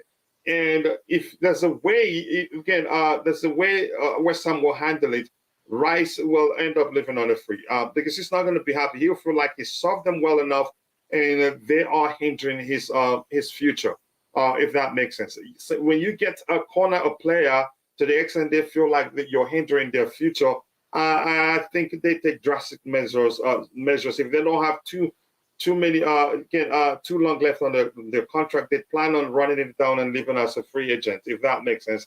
So I don't think they will risk hiking the price that much. And I don't think Declan Rice will go for anything north of 80 million. That's just me, in my opinion. Constantine Dante, let McAllister go to Liverpool for that much. They need defensive players. He is more attacking, like they don't have enough of that. Yep, I've always argued, actually, that we don't really need McAllister because it's more attacking than he is defensively, so he won't actually provide us with that balance that we really do need. Big up Kachila, good afternoon. Tamidaya or Lua Rokami, nice to see you, my brother. Good afternoon, everyone. Trust I meet you all well. Thank you so much for finding the time to join the show. I appreciate you so much. We have to get Romeo, as that's my son's name. Okay, good luck. Maybe we'll push that agenda now on your behalf. I keep dropping the likes on the stream, people. We have 58 likes. Let's get it to 60. Shoot for 100 and 200 because that's our aim today. Let's see. Did I butcher your name again today? Rise to Arsenal, 90 million plus 300 pounds a week, 300,000 pounds a week. That's a lot. They pay players well. Even better than we do. At times, it makes sense to release players for free if it makes economic sense. Yeah, that's just the truth. And sometimes, terminate their contract and let them go. Most Chelsea players don't deserve the salaries. High-paying ones should get pay cuts as no UEFA Champions League. Do you think we can sell Bakayoko? I don't think so. I've talked about that. I'm not sure how much he has, what he has left on his current contract. Because it seems no one wants to buy him. Even on loan, lots of clubs didn't want him. But that's, by the way, we move on. Again, apologies for mixing the height of Emiliano Martinez with that of Kepa Arrizabalaga. Martinez is 4 inches taller. I think with the Bakayoko thing, yeah. Now that is someone I see a termination of contract. When does his contract expire? When does his contract actually expire? Let me check. Because he actually won't take much to terminate his current contract. To terminate him, it will be like terminating Ross Barkley or Danny Drinkwater. It won't. That can be done. Terminating Kepa, that would be a bit challenging. But terminating Bakayoko, that's a piece of cake. He ain't played for the club since how long? He ain't got that's probably a £500,000 release, nothing. But Kepa, that guy still got he's still got our testicles in a vice. I'm telling you. June 2024. So Bakayoko still have June 2024, about a year left on his contract. They might pull the plug early. I think that's because he's actually on loan. It's still on loan. Technically, he's still on loan at AC Milan, but they don't want him. He barely gets game time and hardly on the bench. Actually, correct me if I'm wrong, because it seems no one wants to buy. No one wants him, even on loan. I don't think anybody wants him. We're stuck with Deadwood. I think we'll find a solution to that. What are we willing to risk if we come 11th next season? I would love to see the youth In special talent, we bought a player like Dacho Fofana, Broya, etc. A guy from Jamaica, what's his name? Guy from Jamaica. He's talking about Omari Hutchinson. Hopefully, they get a chance to play. Also, I would love to see Kante play in his natural position. That's he's 1 or 2 Premier League with. What are you calling his natural position? Kante's natural position is an 8. But if anything, he's played as a 6 for us for a while, except under Mauricio Sarri, where he played in a more advanced role. But for other managers, he's played mainly in the number 6 position. We still have Babar Rahman and Sa. Yeah, surprisingly, I think probably there are other players that we haven't mentioned here that are still in the clubs of Brookside. That makes sense. Keep dropping the likes on the stream, people. And we have 64 likes. Let's get to 100 and shoot for 200 in a bit. So, like I said, as much as I like Emiliano Martinez's attitude as a player, I'm not too well acquainted with his ability on the ball. I need to pay more attention to him. David Raya and Robert Sanchez, I don't know them that much. Onana, I'm okay with, but from statistics that show that Kepa has actually been the better goalkeeper. There is a guy. The last time I checked, let me just stress it that way. The last time I checked, maybe I need to check again. Yeah, go ahead. There is a goalkeeper I like. Like last year when I wanted Benjamin Sesko, and then all of a sudden he ended up moving from his club to Leipzig. There's this goalkeeper who plays for a Turkish club called Trabzonspor. Let me get his name. His name is Igurçgan Kaçır. He's the captain. Yeah, I think he's good enough to play in the Premier League. He's like 27 years of age. He's got over 100 appearances for his current club. He joined in 2014. He's national goalkeeper. He's 6'3". I think IBZ's personal scout mission will be him, innit? That's who I would like. Under the radar, away from all these big names that we're expecting. Just get it done. If you don't, you'll probably see this guy in the Premier League. I no doubts about it. But yeah, I believe he'll be a very good goalkeeper. I think he's a good goalkeeper, and I wouldn't mind signing him, honestly. I've looked at the goalkeeper situation. Who can we sign? And that's my personal scout recommendation. Igurçgan Kaçır, if I'm not pronouncing it, for all the Turkish viewers out there. He plays for Turkey national team. Really good. Yeah, here's the thing. Unfortunately, somebody put something in the chat, but Nightbot deleted it. Kante isn't traditionally a DM. No. Kante traditionally is actually started as an 8, but because of his ability to win the ball, I think there's that stereotype. That's how I see it. I don't know if anybody else agrees with me. Yeah, if you ask more people, a lot of people will tell you Kante is a DM, but he's not actually a DM, if that makes sense. Let me see what's we still have Babar Rahman, and unfortunately, because Nightbot deleted your message for using all caps, I cannot see it here, Chelsea. So apologies for that. Maybe you need to retype it. Kepa, 72 million and 150K a week trophies. Mendy, 20 million and 50K a week trophies. I get it. Yeah, good question. They both have won those trophies you're mentioning, but I get your argument is that Mendy, he's the one again. He was between the sticks at the time we won those trophies. I get it.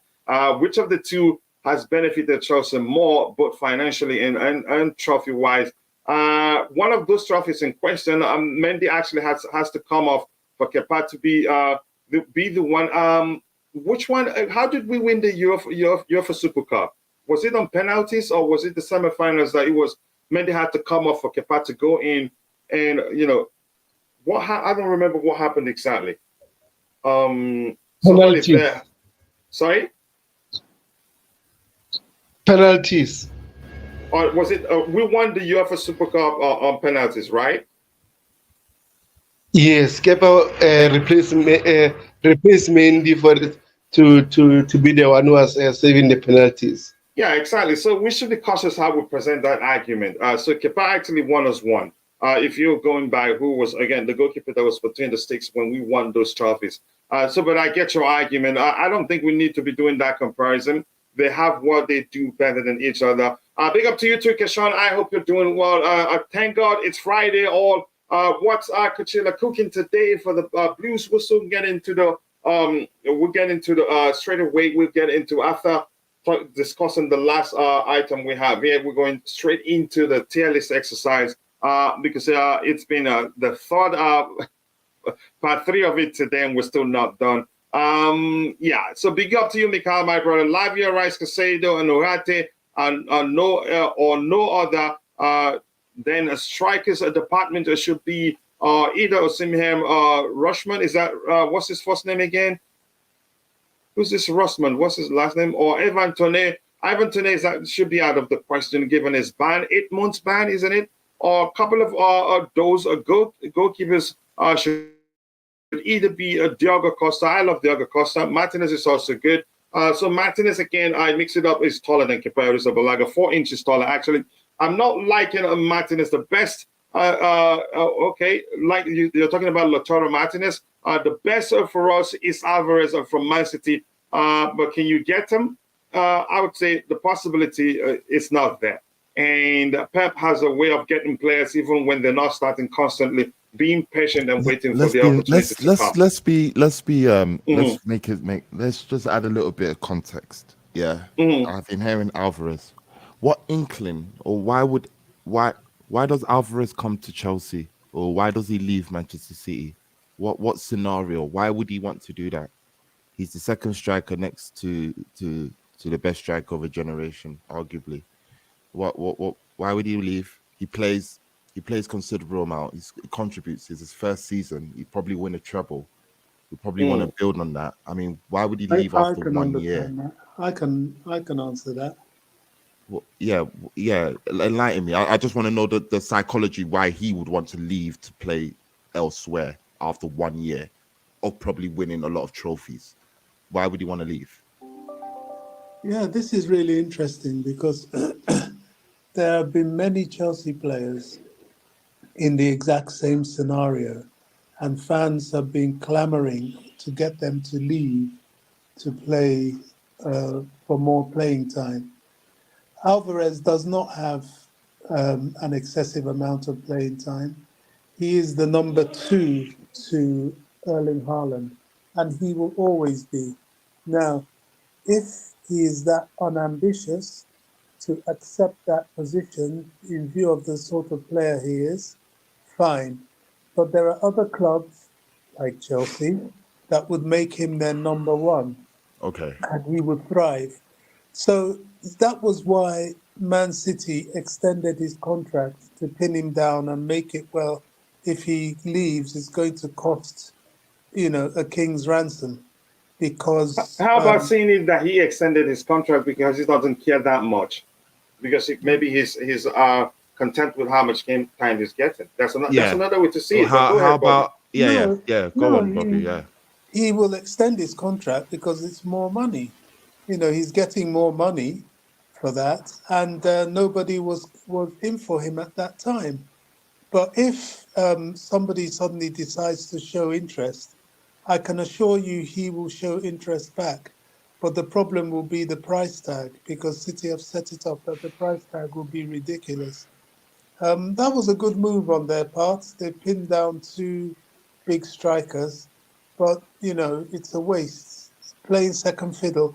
I mean, if we could be complaining about Giroud not getting enough game time, as old as he was, so much so Alvarez, who's a kid really, he needs to be a number 1. He doesn't need to be number 2. I understand what you're saying, Bobby. I feel that, but I don't see that being the sole. Oh, I'm the number 1. If that's the case, I mean, you knew that Erling Haaland was coming when you guys had an unveiling together. I mean, if it wasn't written in the stars that you'll be number 2, why the hell did you join in the first instance? But I understand what you're saying, but I just think that the guy is enjoying his time in Manchester. He likes Manchester. He's settled. And I believe that he will just, continue to thrive in that environment. And you could argue, actually, given his approach, given the way he plays, because it's more suited for a second striker. For a second striker. And I believe that I think there's a chance, actually, you start seeing them both on the pitch. Exactly. Exactly. So yeah, there's two so up many top. ways to see it, There's so but many ways to see it as if you well. don't buy tickets, you're never going to win a lottery. So Exactly. if the club wants to give it a try, let them go ahead. But do I think it will work? I'd say no for you can say like multitude of Constantine just reasons. said, like Yeah. Constantine just said, maybe in a couple of years, Mhm. maybe 2-3 years down the line, we have another discussion with it. But I don't think after his first season coming straight from Argentina into the hands of Pep Guardiola, you've just won Premier League, in final of Champions League, probably win a treble. I don't see him leaving. I think he's thinking, no, I've hit gold here. I can see this happening on and on and on again. And like I said, Pep has a way of getting players to stay on the bench and still be happy. I don't know how he does it. A lot of time that happens. Well, Olivier Giroud and Tammy Abraham left Chelsea after winning the Champions League. I just think coming from Argentina is a big point. He's coming from a position of for want of a better word, ignorance. He doesn't really know what is on the offing and what is available. The sad thing about him is that it would be in about 2 or 3 years that his conversation will come up again. But then what player would he be? I mean, and also the price tag, would it be more than it will be now? Probably. Yeah, I hear you. I mean, he's tied himself down, hasn't he? So he'll have to accept what he's got. But will he be happy? I don't think so. Not that sort of player. That sort of player needs to be the main man, and he's nowhere near the main man at the moment. All right, let's see what we have here. Big up to you too, Glenn. I hope you're doing well. I'll come back to Roger to get his thoughts with the transfer targets we have lined up here. We need to quickly go to as quickly as possible go to the tier list exercise because we have to get it done and then build a lineup from the players we have chosen. We need a keeper with confidence who can be more active, not just a shot stopper. Yeah, that brings me back to somebody mentioning. Chelsea mentioned we should go for Jan Oblak. As much as I think Oblak is a good goalkeeper, we're way too sure about his distribution and ability on the ball, which is very key to, the assumption is that Pochettino will eventually be announced as the new Chelsea manager. It's looking like that's going to be the case, and Oblak isn't his type of goalkeeper. That is disclaimer, my opinion. Let's see what else we have here. We need a goalkeeper. I've read that one.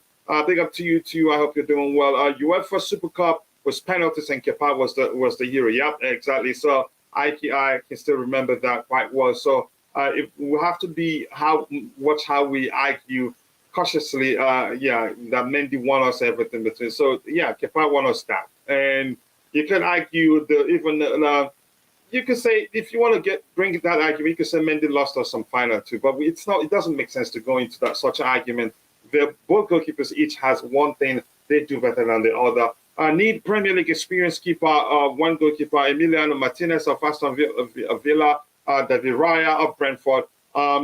We'll see who the club wants. Coach, I will look, and that's the Atalanta player you mentioned the other day. Correct me if I'm wrong. I haven't researched him. I like Alvarez as well. He will never start over Haaland.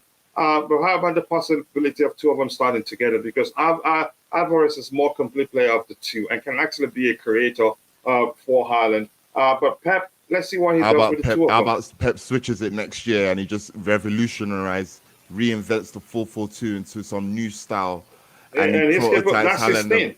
And he could do that. He just puts Haaland and Alvarez up top, and now the new prototype will be to have two strikers up top. How about that? You never know. And if we can get Alvarez, I'll take him. It's as simple as that. I will take him. Yeah. I'm not saying I won't take him. We're just arguing objectively the possibility of that happening. How can Kepa win one when he come for penalties? What are you arguing? So he came on and he was the one that stopped the penalties that made sure we win it. So are you arguing it's still Mendes? Is that what you're arguing? No, Mendy did it for the bench. Mendy was saving the balls from the bench.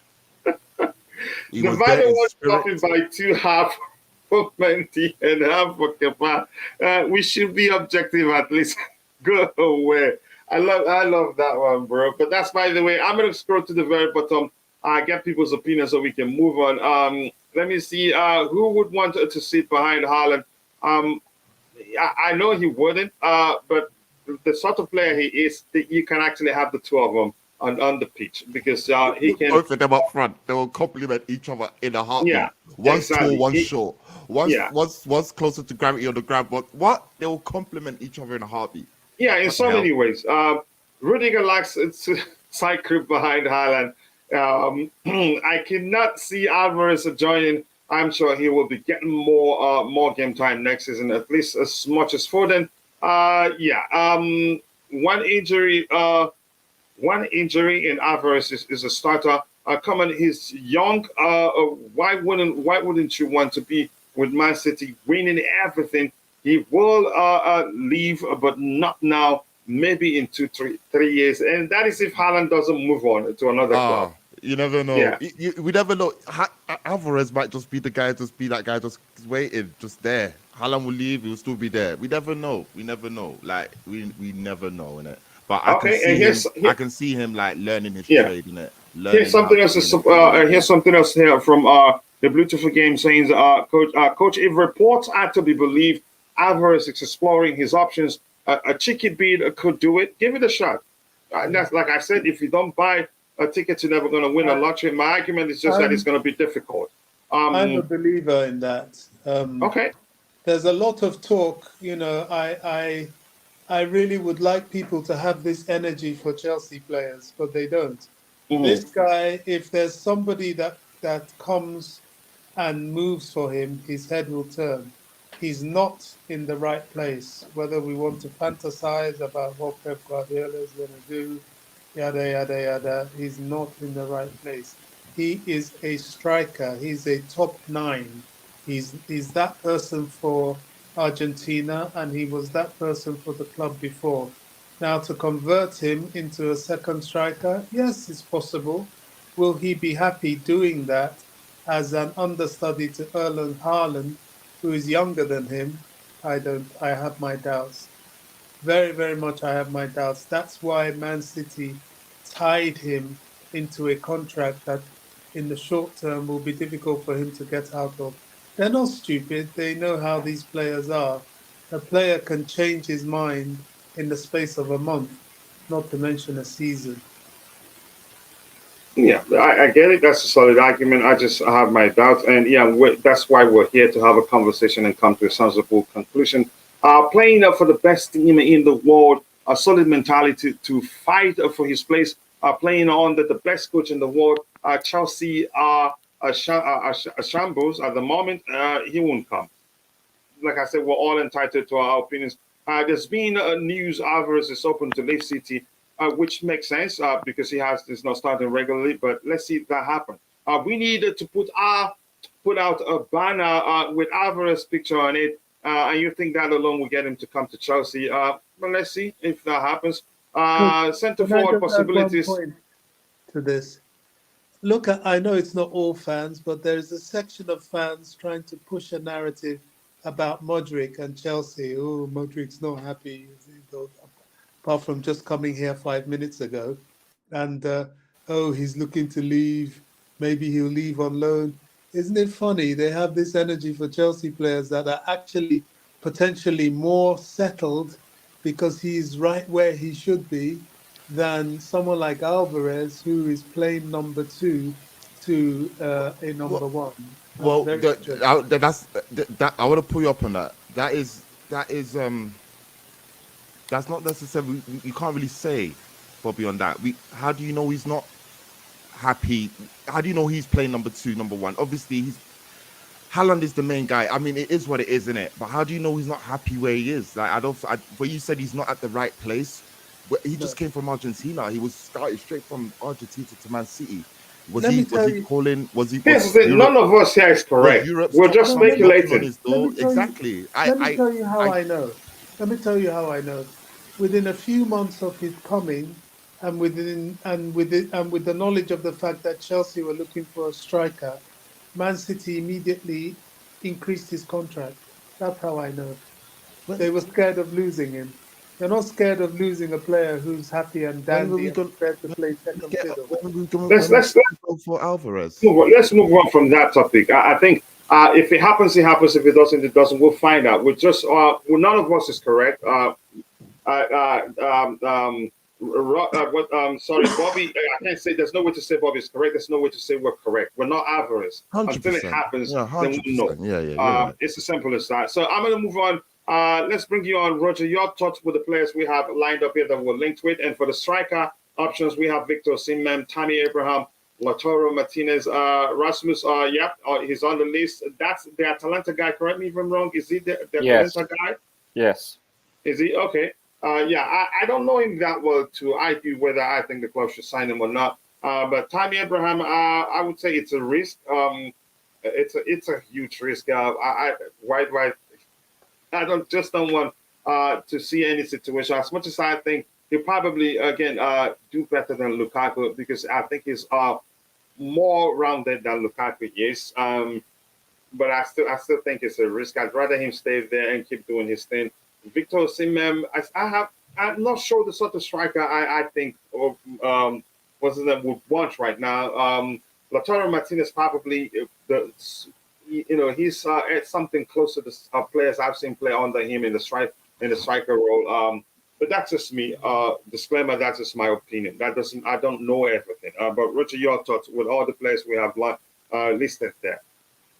Hola, gentlemen. How are you both? Hola, senora.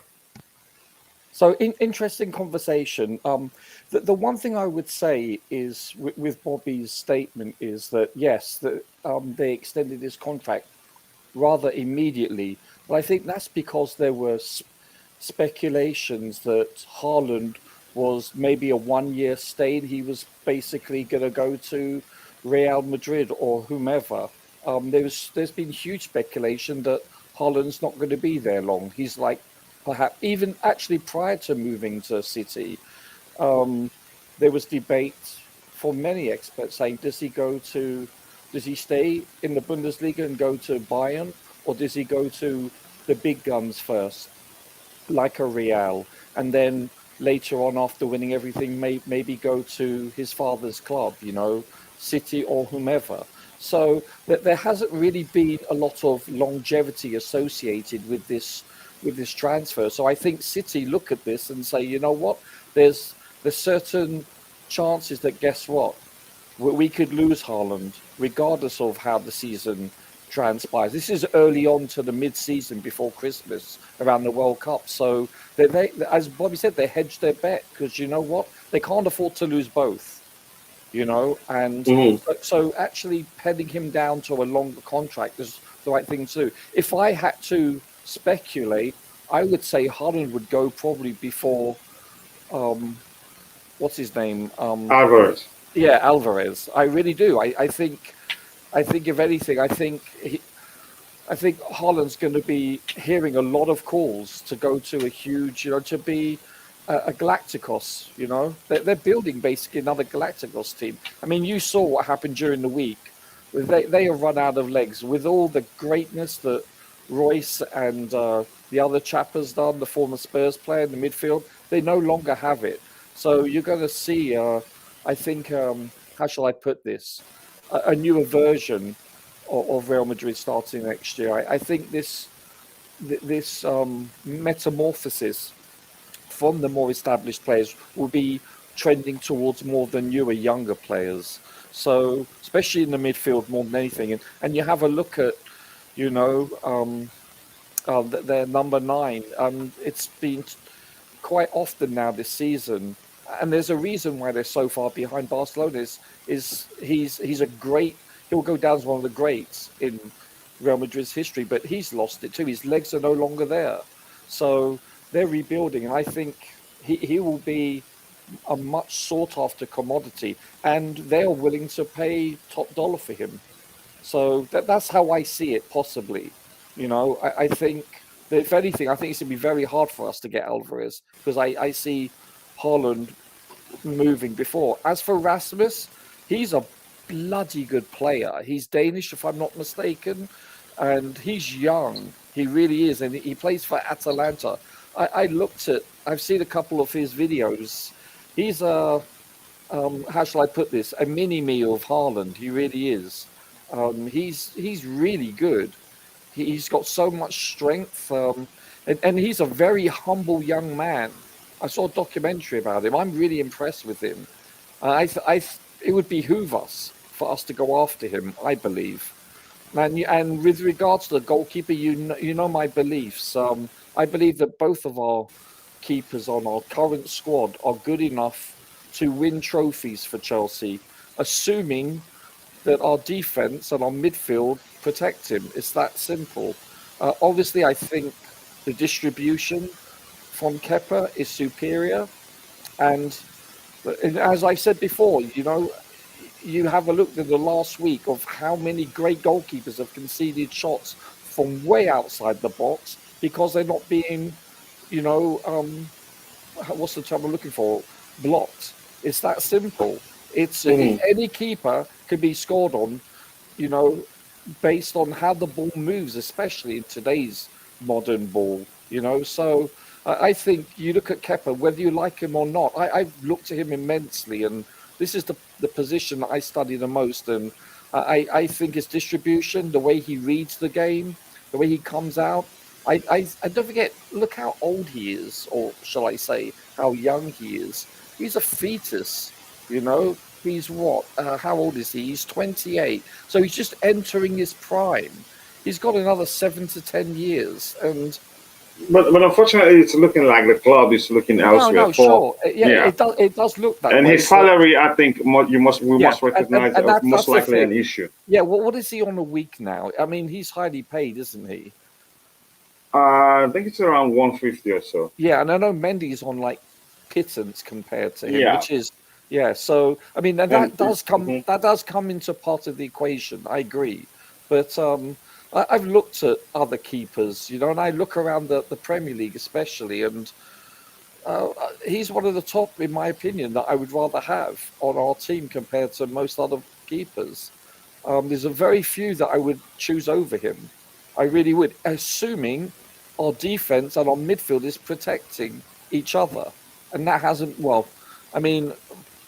let's be honest, this season, it's been a horrendous year for everyone. And if anything, he's stuck out as quite a good player and solid player. He saved us on so many occasions this season. And the stats bear that out, by the way.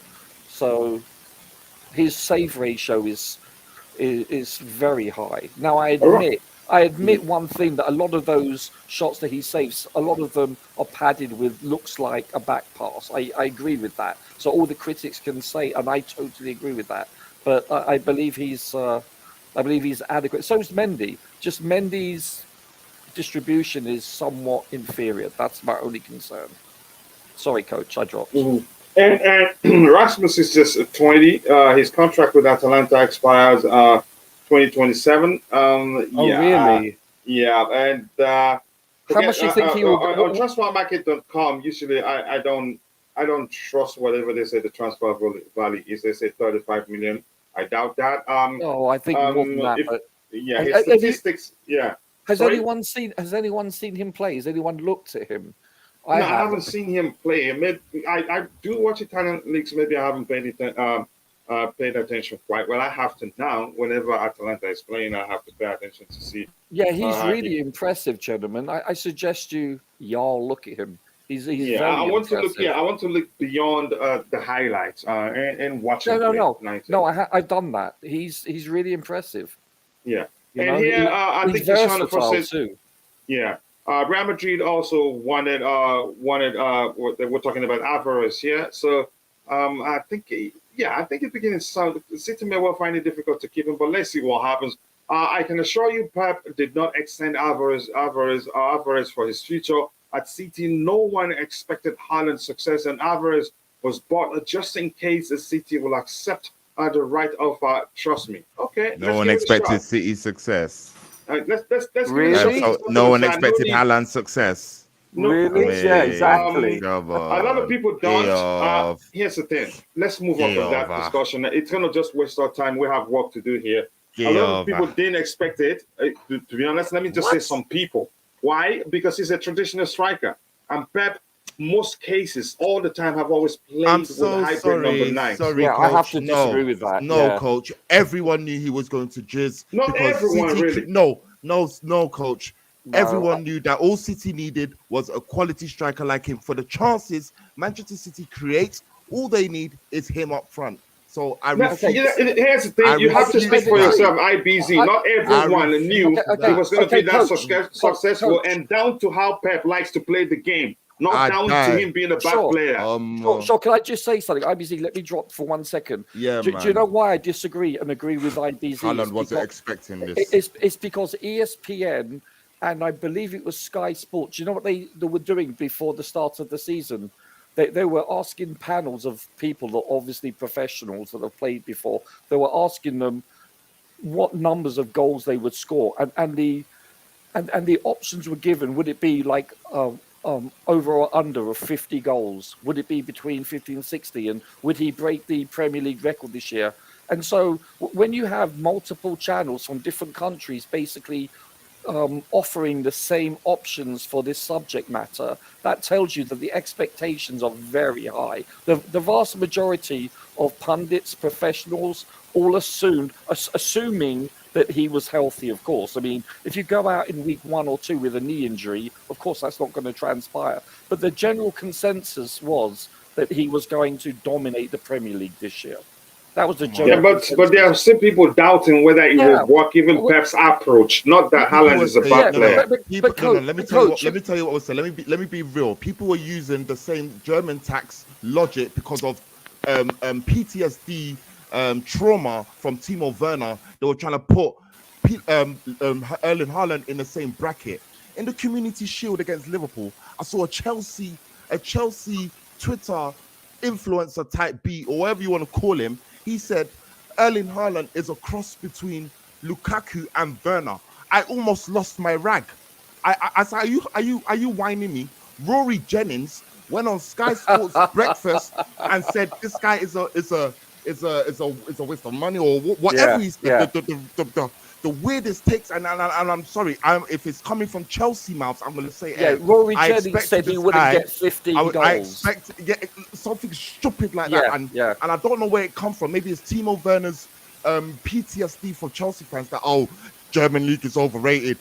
Listen, the guy. No, I don't think that was. Here's the thing. In my case, my concern was that how Pep. I was wondering how Pep is going to get it to work. Sure. Because of his preferred approach, not that Haaland is a bad player by any stretch of imagination. I got it. But coach, can I just say something? There's over 2,000 climate scientists in the world, and 4 of them are climate. Hold on 1 second. And 4 of them are climate.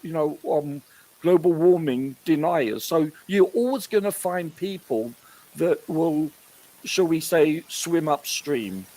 Not go with the flow. You can always find contrary opinions or objections. We have work to do, please. We have work to do. Just to address Beautiful there.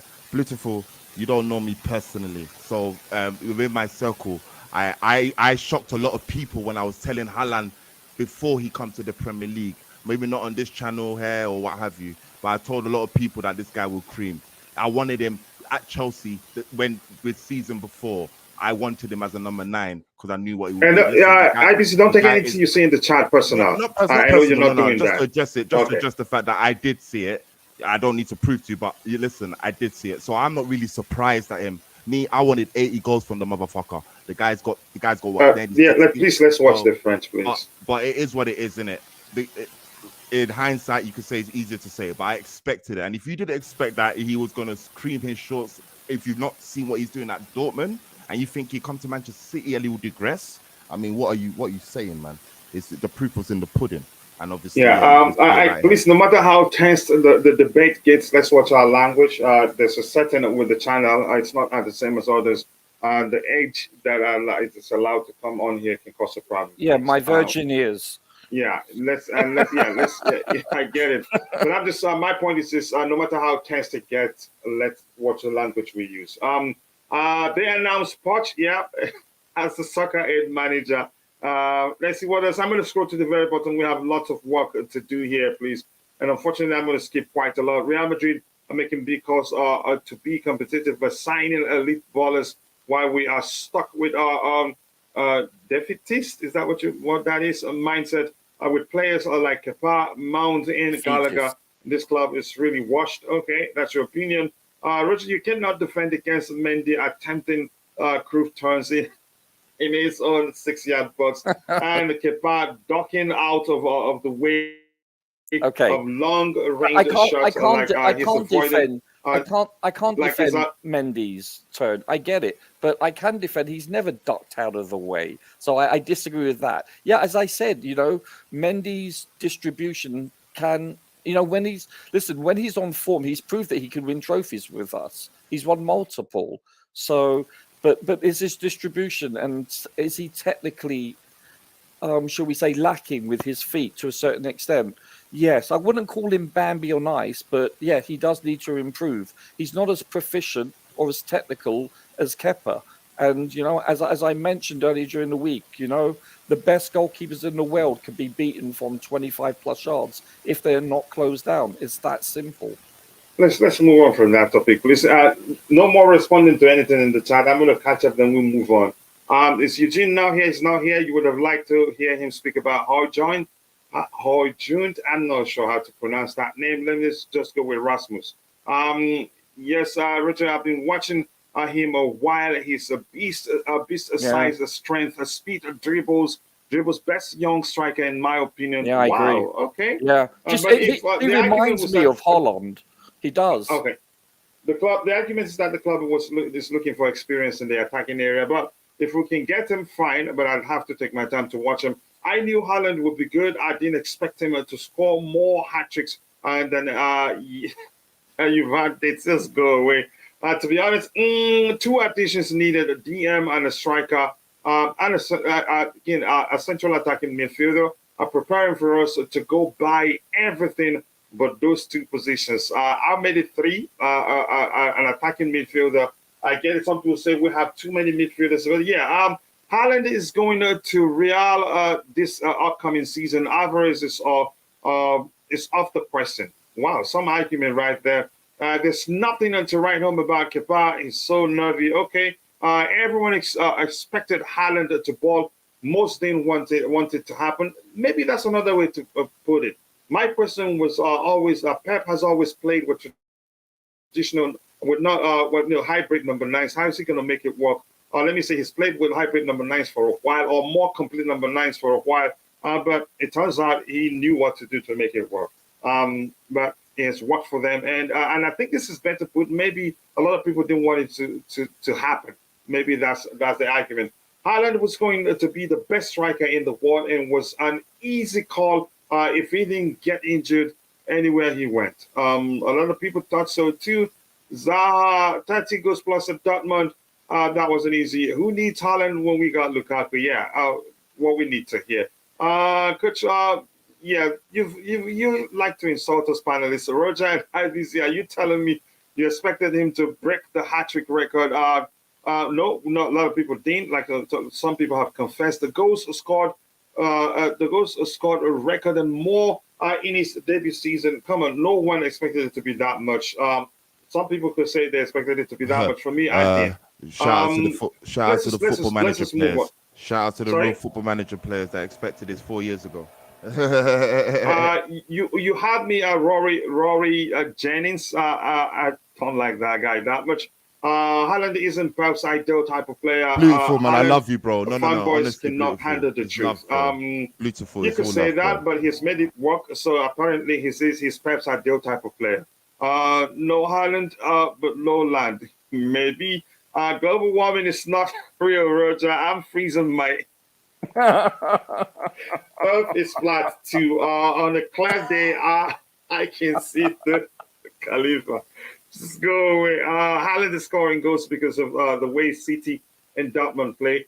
Put him with a shambolic, rubbish way of play. He will still struggle. I think that's a solid argument. I knew Haaland will bank. That's why I wanted him instead of Lukaku. But you're saying nobody knew he was going to be that good. I think he's exceeded expectations. A lot of people knew he was going to do well, but not as well as he's doing now. Haaland and his dad always said next club will be Man City. When will be Real Madrid? The plan all along. I'm not sure. I understood that quite well, but I'm just going to move on from that one. Keep dropping the likes. People were 87 likes, 13 more to get it to 100. Let's make it happen. There's a reason why Eto'o worked well and Ibrahimovic didn't work well at Barca. Can you elaborate? And you wouldn't say Eto'o isn't your stereotypical striker. Neither is Ibrahimovic actually. We need a clear playing identity from the next manager, coach. Yeah, that's the truth. If a high press merchant is incoming, a CFC will be nailing down runners. Example, Mount Gallagher, but Lukaku. That's where, to me, that means crossing the line for me. Please, our keepers are not at an elite level. We need an elite goalkeeper. A lot of people agree with that. Chinedu, thank you for saying that. Morning, coach. Morning to you too. I'm gonna move on. IBC, love to you, bro. As always, if you are saying you expected this level, then big up to you. But you have to admit this is unprecedented. No matter how you see it, even if you expected him to do well. Roger Defense is his first Porter. You know the outcome now. Kepa, you wonder the outcome. I'm not sure. I understood that. Okay, I think let me scroll to the very bottom. Unfortunately, I cannot get everybody's comment. Chelsea worst season, trophyless. Arsenal best season in 20 years, trophyless. Yeah, that's funny. Yeah, I busy remember. I like to run jokes, so don't take nothing personal. I told him that. I think he won. Haaland is being directed by his dad to visit all the top 5 leagues and win the titles. How do you know that? All love. It's all love here. Sometimes things can get tense, but that's by the way. Let's move on. Just one. I know you haven't spoken. My bro from the medieval land. Do you have anything to say? You go ahead. Shoot for it with regards to the players lined up there, so we can move on. The coolest chest. Chebeho, you have anything to say, brother? Hey, Chebeho. Or is he just there enjoying the conversation? I don't know. I wouldn't go that far. Yeah, I'm here now.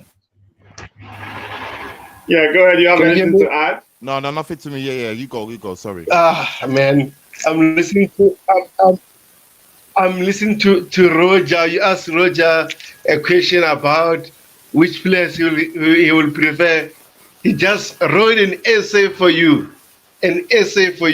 Oh man, Roger, come on. And then you said you said you don't have a goalkeeper problem, so that means you trust Cape and Mendy. Wow. But anyway, guys, to be honest, from my side, I'll take Emiliano Martinez, and then so that Gaga Slonina can learn from him. After maybe 4 to 5 years, Gaga can take over. Also, in terms of midfielder, I'm gonna take Moses Caicedo because at the moment I see Rice going to Arsenal. So what's the use of chasing Rice that the reports are linking him to Arsenal all the way, unless Todd Boehly to do another madness by hijacking the deal as always.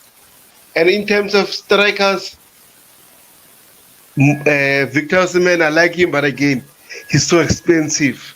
So I'll take a gamble by Atalanta striker. As Roger said, he's still young, but he's so good. Do you think it's going to come cheap? Cheaper than Osimhen. His release clause is 60, so it's cheap. It's cheap for me than buying one Osimhen with 150 or 160.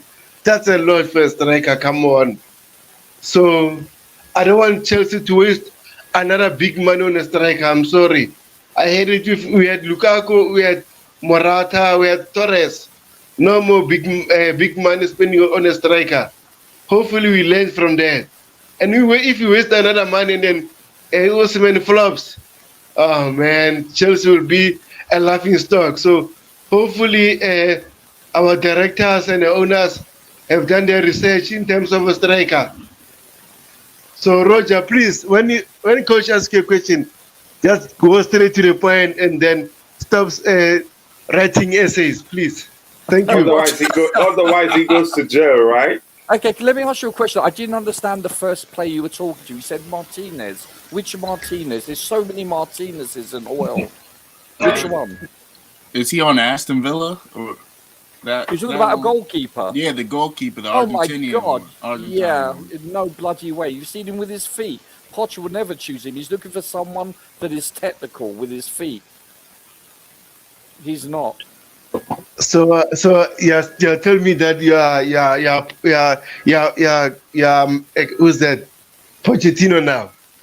No, I'm just saying this is his MO. I'm just quoting his MO, his modus operandi, what he historically likes to prefer when choosing a keeper. This is what the reports are also. This is what I'm saying. I'm not saying I know him. You don't have to agree with anything I say, but I'm just stating the obvious.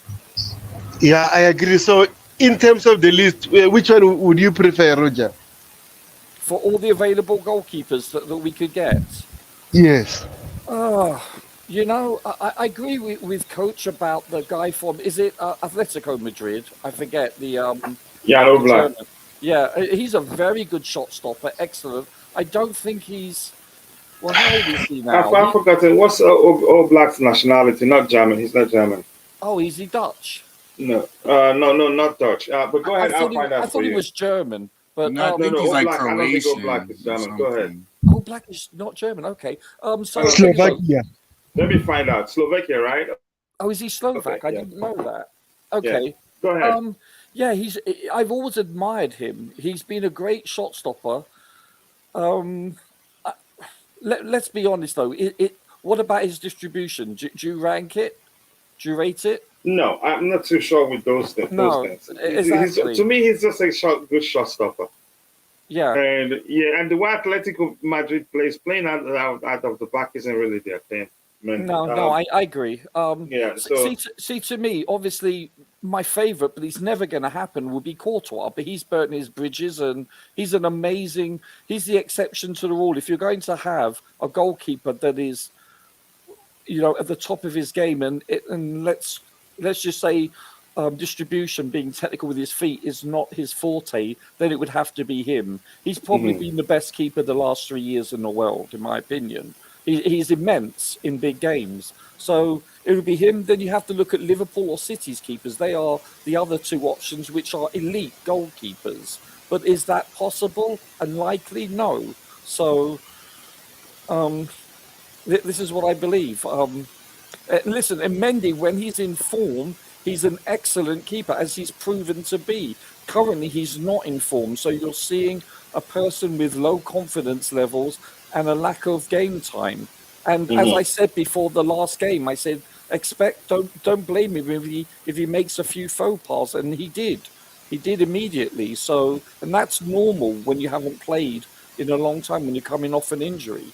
So yeah, all right, please, we don't have too much time. I don't think we're gonna even get this done today. Happy 19th to everyone. But by the way, he done it. Yeah, was that Neville that spent it done it? I think it was him. And everyone else, thank you so much. I appreciate you all. That's how many years now? Is it 10 years? Tara Steves, nice to see you. Thank you so much.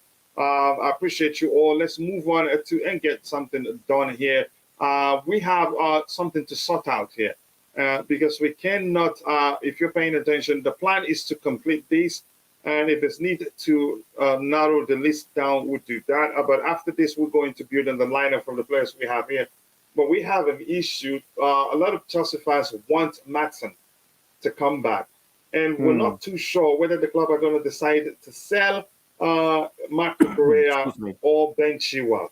There's no way to sell to say the club, that we're willing, the club's hierarchy, they're willing to sell either of these two players. Correa hasn't been here. How long has he been here?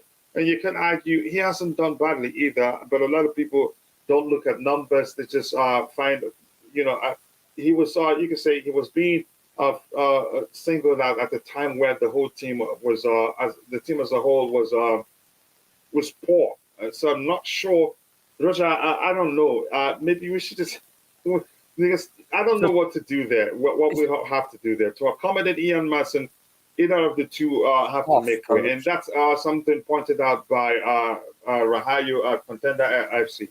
Why don't we leave that to the end? And that's one of the hardest decisions. Okay, maybe in the case of let's switch to Gallagher then. Let's start you with the Gallagher argument. What do you make of it? What do you think happens? Do you think that keep him? Do you think they sell him? Nobody's too sure what's going to happen.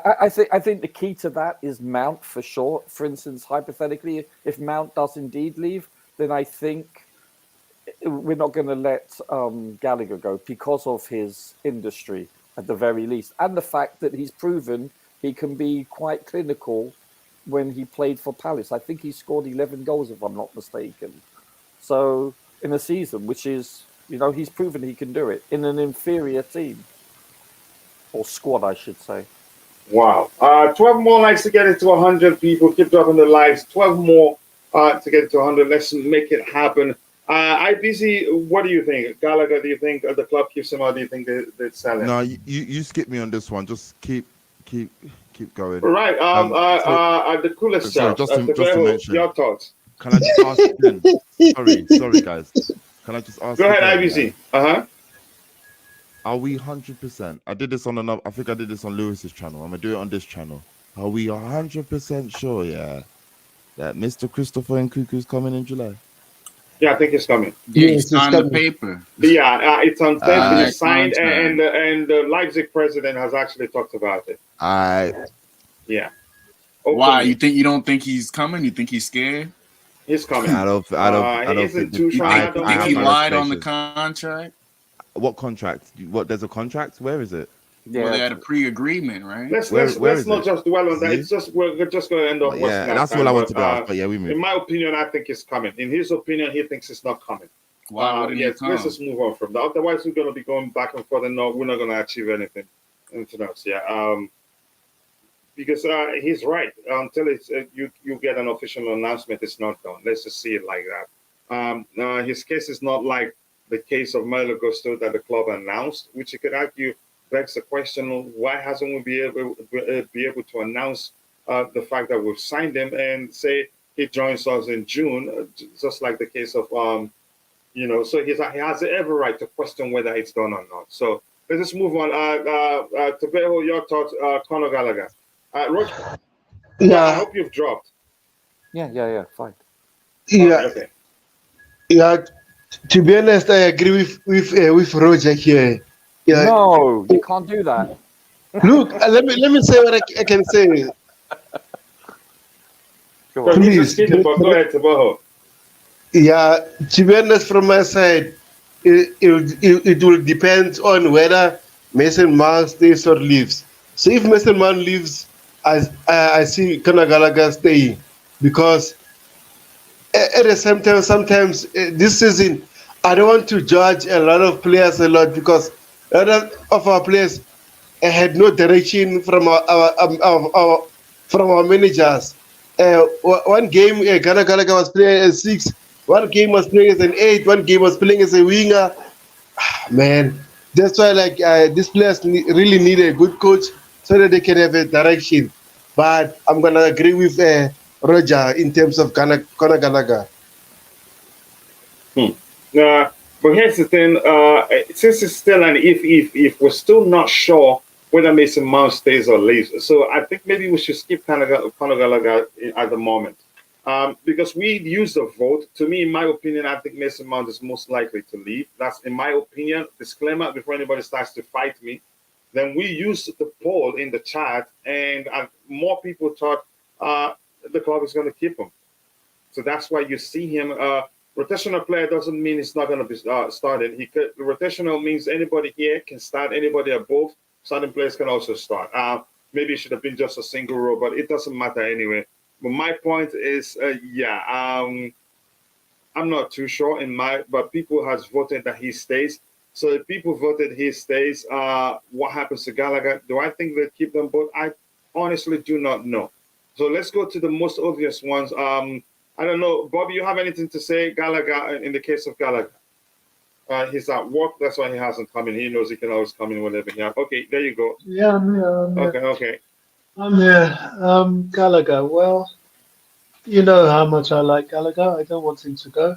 But what do you think With happens? Ruben, I think he stays, especially if Ruben goes and potentially Mason Mount. It looks like he's going, then definitely Gallagher will stay. If Mason Mount stays, then there could be a question. I think Gallagher will still stay, but I think there Yeah. could be a question. But if Mason goes as well as Ruben, there's no way he's going. Yeah. Let me just stop the sharing of the window and shade again because I moved the mouse so much. Okay, I think it's a stop. How about you, Kishan? You have anything to say? Gallagher's case. Yeah, I think he's staying. Because I believe Mount's gonna go. So if it's either one or the other, I think, because apparently Pep likes both of them or something like that. Pep So likes who and who? apparently he's trying to get Mount to stay and Gallagher. So You're talking about yeah, you're talking about Pochettino. yeah, but I think it's gonna be either one or the other. So Mount's gonna leave, then Gallagher's gonna stay. Hmm. If more emphasis is currently placed on a playing from the back by panelists, why would you take Courtois over Kepa? I'm not going to take Courtois over Kepa. I've said that before. That's not me. So you generalize quite a lot, brother. But much love to you. I understand where you're coming from. Let's see what the people in the chat thinks. Let's go with the obvious. Christian Pulisic, it's looking more like he's going to leave. Do we all agree on that? Mm-hmm. Yeah. I think Okay, it's a let's safe put him here. assumption. Yeah. He It's a safe wants assumption. out. Same thing. Yeah. Aubameyang, how long is this new contract? Why are people saying he's going to leave? We're going to terminate it. Oh, he's the one that's going to terminate his contract if we're not. If you know, I'm not sure. What do you make of that story? He's supposed to be here until next season ends, right? Yes. So which means he has to go under the category sell. However he ends up leaving, it's not our business. No, he'll Here's definitely one. go. He Sorry. will definitely. Yeah, he will Aubameyang definitely will go. definitely go. That's for sure. Yeah. I was going to talk about Pulisic. I mean, I'm going to be really angry if Pulisic leaves and, like many Chelsea players, ends up just sitting on the bench for another team. I mean, that I Yeah. won't find Oh, I see. acceptable at all. Yeah, I think he's only going to a place if he's starting consistently. If he can Well, stay that would be healthy. that If would he be can stay that would be a healthy. lower key. Yeah. Excuse me. Bless you. Thank you. I could see him at Napoli when if they get rid of the Georgian player, I could see him at Napoli. You don't think he'll return to Germany, no? Nah. I think either Germany or You maybe don't think what? Go ahead, Roger. What were you saying? Germany. I was thinking he may return to Germany. He's more suited to that league. IBZ, I see you, bro. You're expecting Nkunku to do a Mikel at United or Willian at Sports. I don't see that happen. That one is sealed. I think the president also has openly discussed it. Nkunku is a down deal. Even on his game, he played last week. Commentators said Chelsea bound Nkunku. Hierarchy of IBZ has also not IBZ, Leipzig has also agreed that he is a Chelsea man. I mean, people have every right to question. I fear Nkunku will be a huge flop. I don't think that's the case, but let's see what happens. Why we allowing Arsenal to sign Rice should be the question. I don't think it should be a question. We shouldn't go for Rice just because Arsenal wants him. Yeah, he's not the end all be all. There's other options for cheaper. Yeah, I think we should go for Rice if the manager wants him. If the incoming manager feels like he's going to be part of his plan and he wants him, that's it. Not because we shouldn't just out of jealousy and sign him and then he ends up being a mistake. I don't think I'd like that. Why would Rice join Chelsea's Sekis? Coach, what's going? Like I've explained, I moved it quite a lot. As then, I'm not sure how to describe that particular situation there. This is Werner wants about what?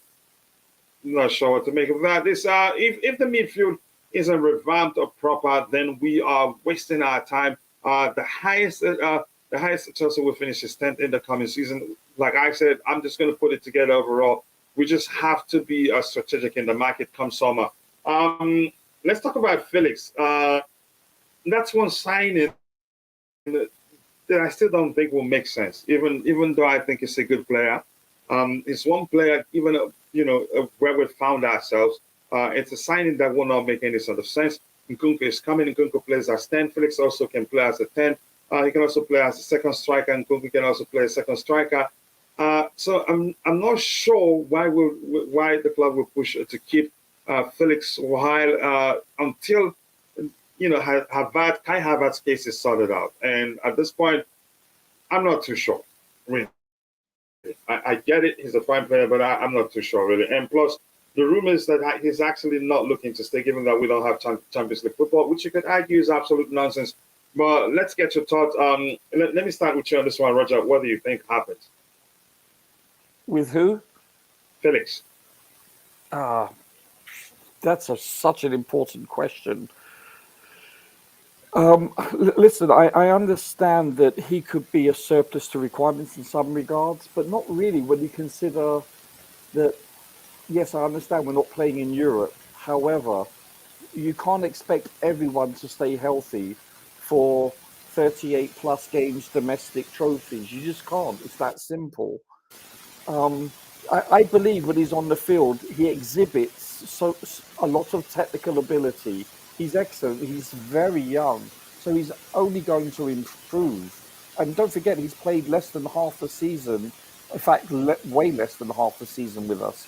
So when you look at a person that's come from a different league with a different language, I think you have to objectively see that he's a player with a lot of upside indeed, in my opinion. What is he? He's 23 and a half years of age. So he's someone I believe that can really excel with Chelsea. I really do. I would love for him to be retained for at least a minimum of 1 year, on a loan, let's say, if it's at all possible. I really would, at the very minimal. But that all depends on A, our outgoings, and B, who do we look for? Are we looking for an expensive number 9 or are we not? I don't know. I think his position will be determined by other decisions within the squad, financially speaking. I really do. It's really, really difficult to tell, but I don't think we're able to sign him, and I don't see Atletico Madrid. I don't see them, dropping the price. He extended even before he joined. He signed a new contract even before he joined us. Let me just check the length of his current contract. So, will the manager be returning next year, Coach? Sorry, for Atletico Madrid, will he be returning, the manager, or is he leaving? You mean Diego Simeone? I think it's the Simeone stays. The rumors are all false. And according to the Bluetooth game, he said Newcastle have approached Felix, and they have Champions League football, and they'll probably be willing to pay him more than we'll be willing to pay him. That's what I believe. I honestly do not see Felix staying. I honestly do not see Felix staying. I understand your point of view. Yeah. I just feel that I would want him very much to stay, I'll be honest with you. And if looking at it from a financial perspective, do you think we'll have the luxury to sign him? I say I'm not sure where we are financially within our bookkeeping records. I have the ledgers. Wait, I have no idea. Guys, all these people you're saying is gonna go. These are regular players. So who's gonna stay? Yeah. Who's gonna stay? Who's going to go? That's the thing. Somebody has to go, Bobby. That's the thing. That's why we're having the conversation. It's not that simple to say this player stays, that player goes. That's why we're analyzing it to see what can lead to a player not staying. I think How many players do we have? And I'm sure if you were here yesterday, you'd argue that Ruben Loftus-Cheek stays. But we analyzed it and we thought he's probably leaving. And turns out that's the case now. He's close to joining AC Milan. But go ahead with what you were saying, Bobby. Yeah, I mean, for me, disappointingly, that's the case. I think we've lost something there. Will we replace that physicality in midfield? knowing Chelsea, they won't. I know the rumor has it that Pochettino wants to trim the squad down to 24, 25-man Yeah, squad, that which number. makes sense. Which makes sense. But, as I've said, always we need to be very, very careful with departures. People will go for sure, but we need to be careful. I've seen Chelsea get rid of too many of the wrong players at the wrong time. And if we haven't learned from that, well, it wasn't this management. But I think we need to be very careful, very, very careful. At the moment, the first team squad is about 30 man strong, which effectively means about 4, 5 are to be shipped out. I know they want to ship out more than that, but there's not that many to be taken out of the squad, unless we're looking at replacements. And that's a different conversation. That's all. I'm always just concerned about this because I've seen us too often get rid of players and not replace them, and But it here's the becomes a thing, Bobby. problem. We're already arguing that we have a bloated squad, which means we have to reduce the size. So we're not going to be looking to replace every player we sell. For instance, Pulisic, in his That's case, if we end true. up selling him, we already have Modric, and we still have what's his name? We still have Madueke, which means we'll not be looking for replacement in that department, if that makes sense. Absolutely, Yeah. absolutely, it does. My caution is that we make sure that we target those that are surplus to requirements, like Pulisic, like Ziyech, like Aubameyang, and I guess you could even argue like Ruben. Yeah, those sort of players. But when we start going into uh, players that start, I understand the argument about um, Felix. I do, especially with Nkunku coming. But when we start looking at players that are regular or at least are part of an important level of squad depth, which you could argue Ruben was part of that, it becomes shaky ground. That's all I'm saying. And I think we have to actually be very objective. We have to discuss Lewis Hall again. I have to drop him out again. We have to discuss him later in let him more have enough time. That's why the next show we're just Coach, going to go can you? into this tier list exercise. We'll have to discuss him quite well to see what will be best for him and what we think the club will do. Go ahead. You were saying something, Yeah, Roger? I apologize, Coach. No, If you look at the screen, can you rearrange the window where our Oh, icons, it's whoever's on the panel? covering you Yeah, guys. Yeah. yeah. Sorry. I can't see who we Yeah. decided Go ahead. to. I can't see who Bobby decided to sell. I'm just kidding, Bobby. Bobby, you're ruthless, old yeah, I bean. mean, I mean, Luis Hall clearly he's going to be alone. But you know why I'm cautious? We have so many injury-prone players. Yeah. We don't have Reece James or Ben Chilwell for a season. I think after 3 years, we should know that they don't complete a season. Now it looks like Cucurella has joined those ranks. We've got to be careful. I hear you. Yeah. I hear you. So we've got to be Yeah, careful. I think Gallagher's case is not going to be that simple. We can at some point say, okay, let's wait the beats to see what's going on, but we can. If I we're not, I'm not too sure. For me, it doesn't sound easy from what we're hearing. Well, right now, That Coach. Pochettino wants to keep him. He wants to keep Mason Mount and all that. Not too sure. Go ahead. So right now we have 8 players that are on the guillotine. They're gone. So I mean Yeah, that's a lot. I you can mean, say we're sure to a certain extent. In the case of Kovacic, we consider the fact that he's looking no. for a Yeah, fresh yeah. challenge. No, Yeah, I'm just saying though, for a net gain or net loss starting next season, we're going to have a few acquisitions like you're going to have in Cuckoo, you're going to have Gusto, um, whomever, whoever else is going to be. Santos, Well, I'm not sure whether. Cassidy. Yeah, no, I'm not sure whether they actually make the squad or not. I don't know. I'm just saying. So when you have a net loss or a net gain, I don't think we can go below 25 to 26. It's probably going to be between 25 and 28 for the squad. It really is. Don't forget, we got 22 players out on loan also, hmm which is insane. yeah. It's hard to tell. for me, I have question marks over what's his name over Raheem Sterling, but I think he still stays. Let's go with him right now. Yeah, I think Sterling's staying. Yeah. Yeah, sadly. I think if you ask, I think if you ask all 19 other football executives, football directors, however you want to term them, and we ask them, what would you do? And you give them a month, I think they would be pulling their hair out also. I really do. It will not be that simple because you're not sure who's going to be. For instance, Sterling's living isn't going to be easy. He's on a very high wage, which means the buying club will most likely ask him to take a pay cut, and he's not going to be willing to do that. It's business for all parties involved. He's not getting any younger. You can say the Chelsea contract may well be, his last big contract. So he wouldn't he will not accept leaving, which means if we really want him out, we'd have to terminate his contract. So I think he'd stay. He'd provide experience, if anything, and hopefully he does better under a new manager. Unfortunately, as much as I'd say I would have loved us for us to move him on.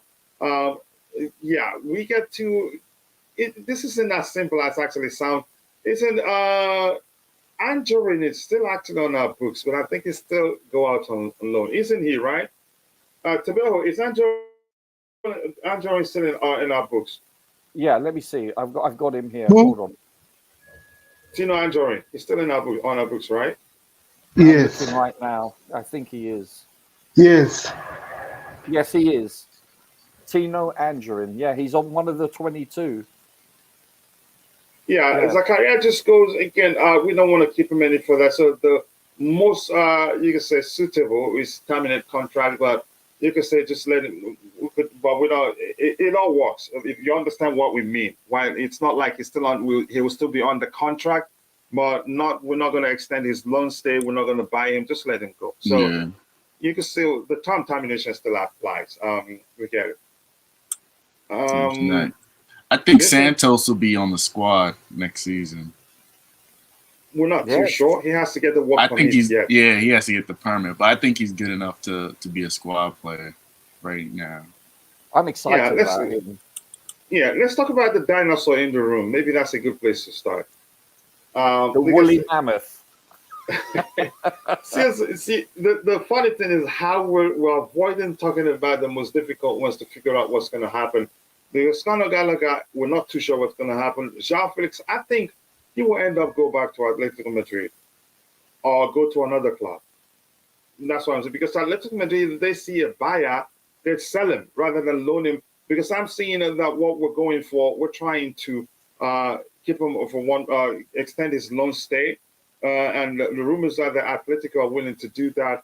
But I'd say if they see any other club offer something tangible in terms of if that wants to buy him, as the Bluetooth did say in the chat that Newcastle has acquired his availability, so there's a chance he may well go there.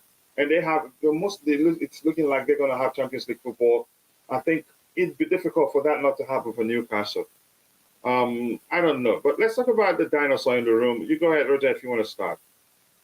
Oh man, listen. Romelu Lukaku. Yeah. Listen, I could be proven wrong. He could return and be productive. He could be prolific for us. I just don't see that happening. And I don't see the fan base welcoming him back with open arms unless he puts up Haaland figures, which and I know is probably unlikely to transpire. So the only question is I don't think we can afford to terminate his contract, and therefore he probably there's two things that need to happen for him to go out on loan. A, he has to reduce his salary by a third at the very least, and B, we have to contribute to his salary as we did this year to another Italian side. It doesn't have to be with the same Milan side. There's quite a few other suitors. Listen, he's in the wrong side of 30, pretty much, isn't he? I don't know what his age is. I forget. Isn't he 29 now? Let me check. So he's still under 30. Okay. Yeah, I think so, yeah. Yeah, but he's, listen, he gets out of shape easily, it looks like. No, he's 30. He's looking good right now. He's in shape. He looks great right now physically, but I don't know. He's too much of a hand grenade. He really is. He's too unstable. And Inter are changing their tone. They're changing their tone right now. Well, You could say it's just they because he's still posture. part of the squad and they have a Champions League final to play. They want him to, to boost his morale maybe. But initially, a few months ago, there was something like, we don't want him, he's crap. He has to go back to Chelsea first, and we have a conversation whether we want him back or not. They even called him fat in public. So I'm not too sure what's going to happen. It's a difficult one. I think most likely, but we're hearing, there's no way to confirm whether that's the truth, that Pochettino feels like he can get the best out of him. I'm not sure what to make of it. Roger, go ahead if you are still speaking, really. No, I think this isn't as easy as most people thought it. No. I think it's imperative, though, if we can, that if indeed Poch doesn't like him, he doesn't believe he suits his ethos going forward for whatever reason, then he doesn't like him for whatever reason, then we have to bend over backwards to get him loaned out. Otherwise, if he does remain in the squad because for whatever reason we can't terminate his contract or can't loan him out, I see him being a very bad apple. I can see nothing but bad things. I can't see any good of him coming and not being on the field. I mean, he'll be so toxic based on the past. That's all I'm basing it on. Tabelo, what do you think? Kishan, go ahead if you're ready to talk. It looks okay. Go ahead, Tabelo. Yes, can you hear me?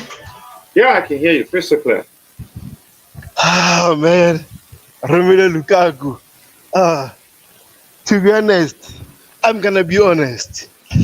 I've watched Lukaku at Chelsea last season, even this season with Inter Milan. He doesn't press, he doesn't track back, he doesn't do anything. And then I don't see him working very well under Poch, because Poch likes players who can run around, who can run for the team, fight for the team, who can do everything for the team. And Lukaku is not that guy. So, man, for peace sake, he doesn't come to Chelsea because it's gonna be more toxic. So, guys, I hope Chelsea find a solution with Lukaku, because fans doesn't want him back anymore. Some fans still want him, but again, do he fit to Pochettino style? I don't think so. So for peace sake, hopefully he doesn't come back at Chelsea. For peace sake, only for peace sake. Yeah, and you think everything we're hearing have all been nonsense, like with regards to Pochettino saying he can get the best out of him and all that. I think it's all nonsense too. Yeah, it's not BS, to be honest. Yeah. Let me see what else we have here. This says Pochettino 22 to 24 man squad. Squad works at other clubs, but might not at Chelsea, because we love injuries in West London. It's a part of our tradition. Kishan, what do you make of the Lukaku situation? Sheesh, it's man. For Lukaku, I think if we can't loan him to anyone out, if we can't loan him out to anyone, it's gonna be some sad stuff. It's a poisonous chalice, isn't it? Yeah, I think if we get Lukaku, I think they're still gonna sign a young striker behind him and probably put Fofana on loan and maybe Broya too. I could see us get a Victor Roque from Brazil. If Lukaku stays and we have to play him on the squad. But I hope not. I hope he gets on loan. I hope he stays in Italy. But that's looking less and less likely. Yeah, we're not too sure what's. This is not as simple as a lot of people think it'd be. Maybe he goes back on loan at Inter if he gets to win the Champions League with them. Or maybe they want to sign him if they win the Champions League and he puts in a brilliant performance. I think they may well decide to keep him. I don't know. They're changing their tone, but like I said, that may well be them trying to motivate him because they have a UEFA Champions League final to play and see if we can help them bully the Man City defenders. Just 4 more likes to get it to 100 people. Please keep dropping the likes. The likes do go a long way. Thank you so much for finding the time to join the show. I appreciate that. Let's leave the Lukaku case a while, see what happens. We don't have to finish this. At one point, we may have to give it a break and pay attention to what's going on because we want to be correct. I think, Coach, that there's a strong possibility he goes out on loan. Goes back to Inter. Not so much Inter. I don't know. That possibly, who knows? Because they posture so much, they really do. But I don't think he'll be in our squad. And I don't believe we can afford to terminate his contract this year. So I believe there's a strong possibility that he goes out on loan. I really do. Okay, let's see. Chelsea will bend over backwards, and so will he. He's done it before. He's proven that he's willing to take a severe pay cut in order to go out on loan. So I believe it will come to fruition. I really do. I think if he goes out on loan again, he'll most likely be Inter Milan, especially if they win the Champions League and he does well in that final. I get you. Yeah. And out of 52 votes, 46% thinks the club will keep Gallagher. Okay. We have to, for me, I'm not too sure what's going to happen. And those in the chat thinks he stays. There's a chance that happens, but we're not too sure what's going to happen with Mason Mount. They voted yesterday again and decided Mason Mount stays.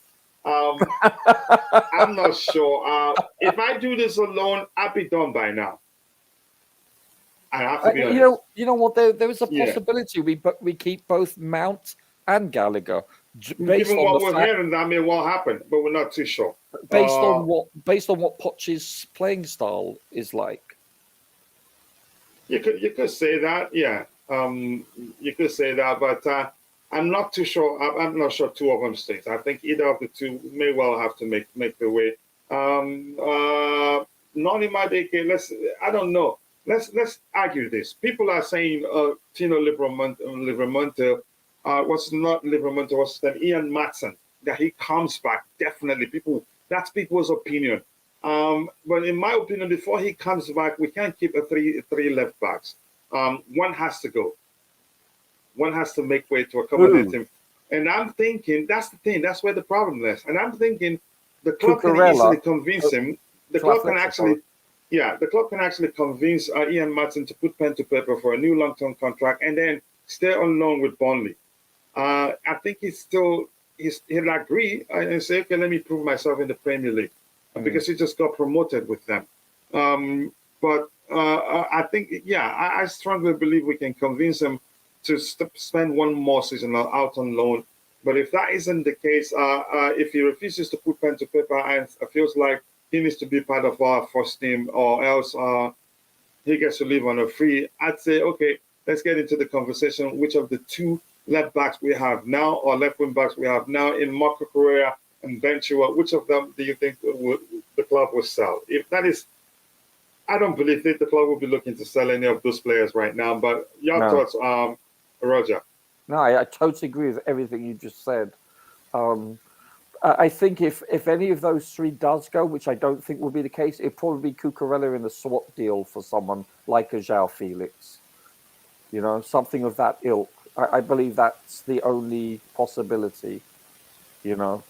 But it's highly unlikely. So I agree with you. I think the best thing they can do is try to extend his contract and put him back out on loan to Burnley.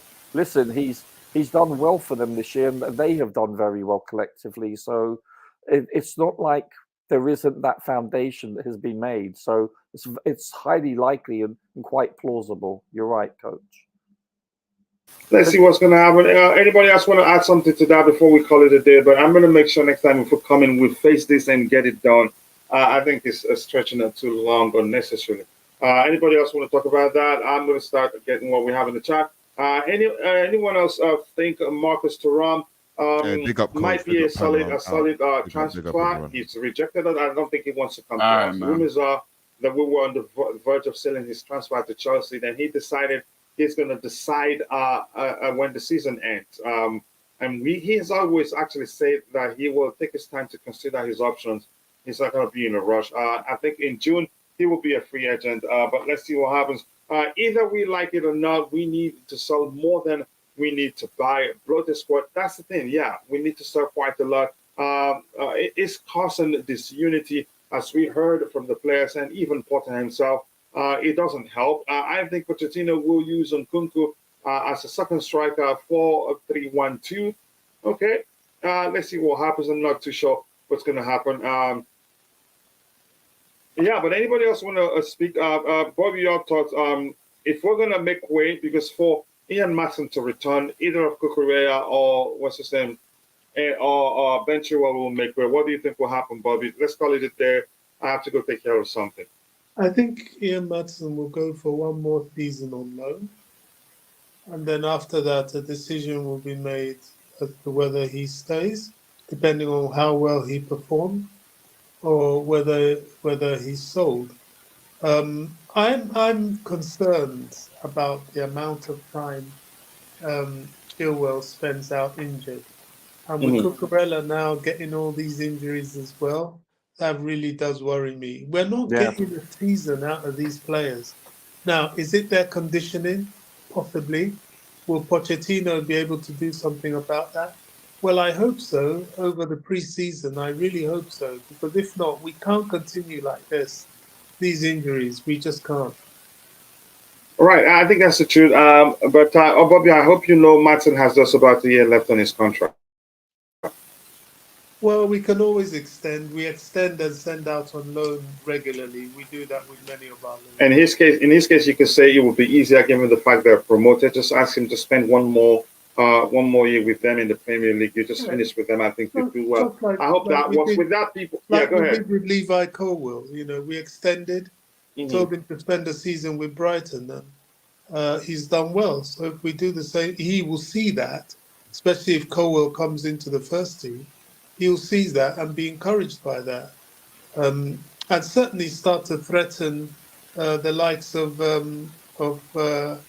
Chilwell and Cucurella. Their injury record concerns me, and if it's not corrected this coming season, then I can well see Maatsen taking one of their places. Yeah, and I'm still not sure Mount stays, but they say majority carries the vote. That's democracy for you. People in the job voted thinking Mount is going to stay. But I think otherwise, with that, people, I have to take some people to the airport here. It's 6:05 my time. They should be there by 6:30. Luckily for me, the airport is just about 15 minutes from here, but at least I have to freshen up. I think we'll try the best we can to get this finished tomorrow. If there's any need to drag anybody out and reevaluate their situation, we do that. I still don't think we'll keep Mount and I don't think we'll keep Mount and what's his name and Gallagher. I think one of them has to go, and there's a chance we may not have both in the squad for reasons I will talk about later. But I put up a poll and people voted thinking both of them will stay. But that's, by the way, with that, we've come to the end of the show. I want to say thank you to everybody. Unfortunately, I don't have the time to say hello and thanks to everybody. And that's a good question there. But, the majority carries the vote. If I did this alone, it will look a lot different, believe me. But that's, by the way, is Poch playing style running around like a headless chicken with no vision? I don't think that's the case. But there are lots of speculations regarding players he wants to keep and players he wants to leave. We don't know until it happens. In a Poch, a 4-2-3-1, Cucurella has to go and keep Paul as a rotation player. Loves an attacking left back.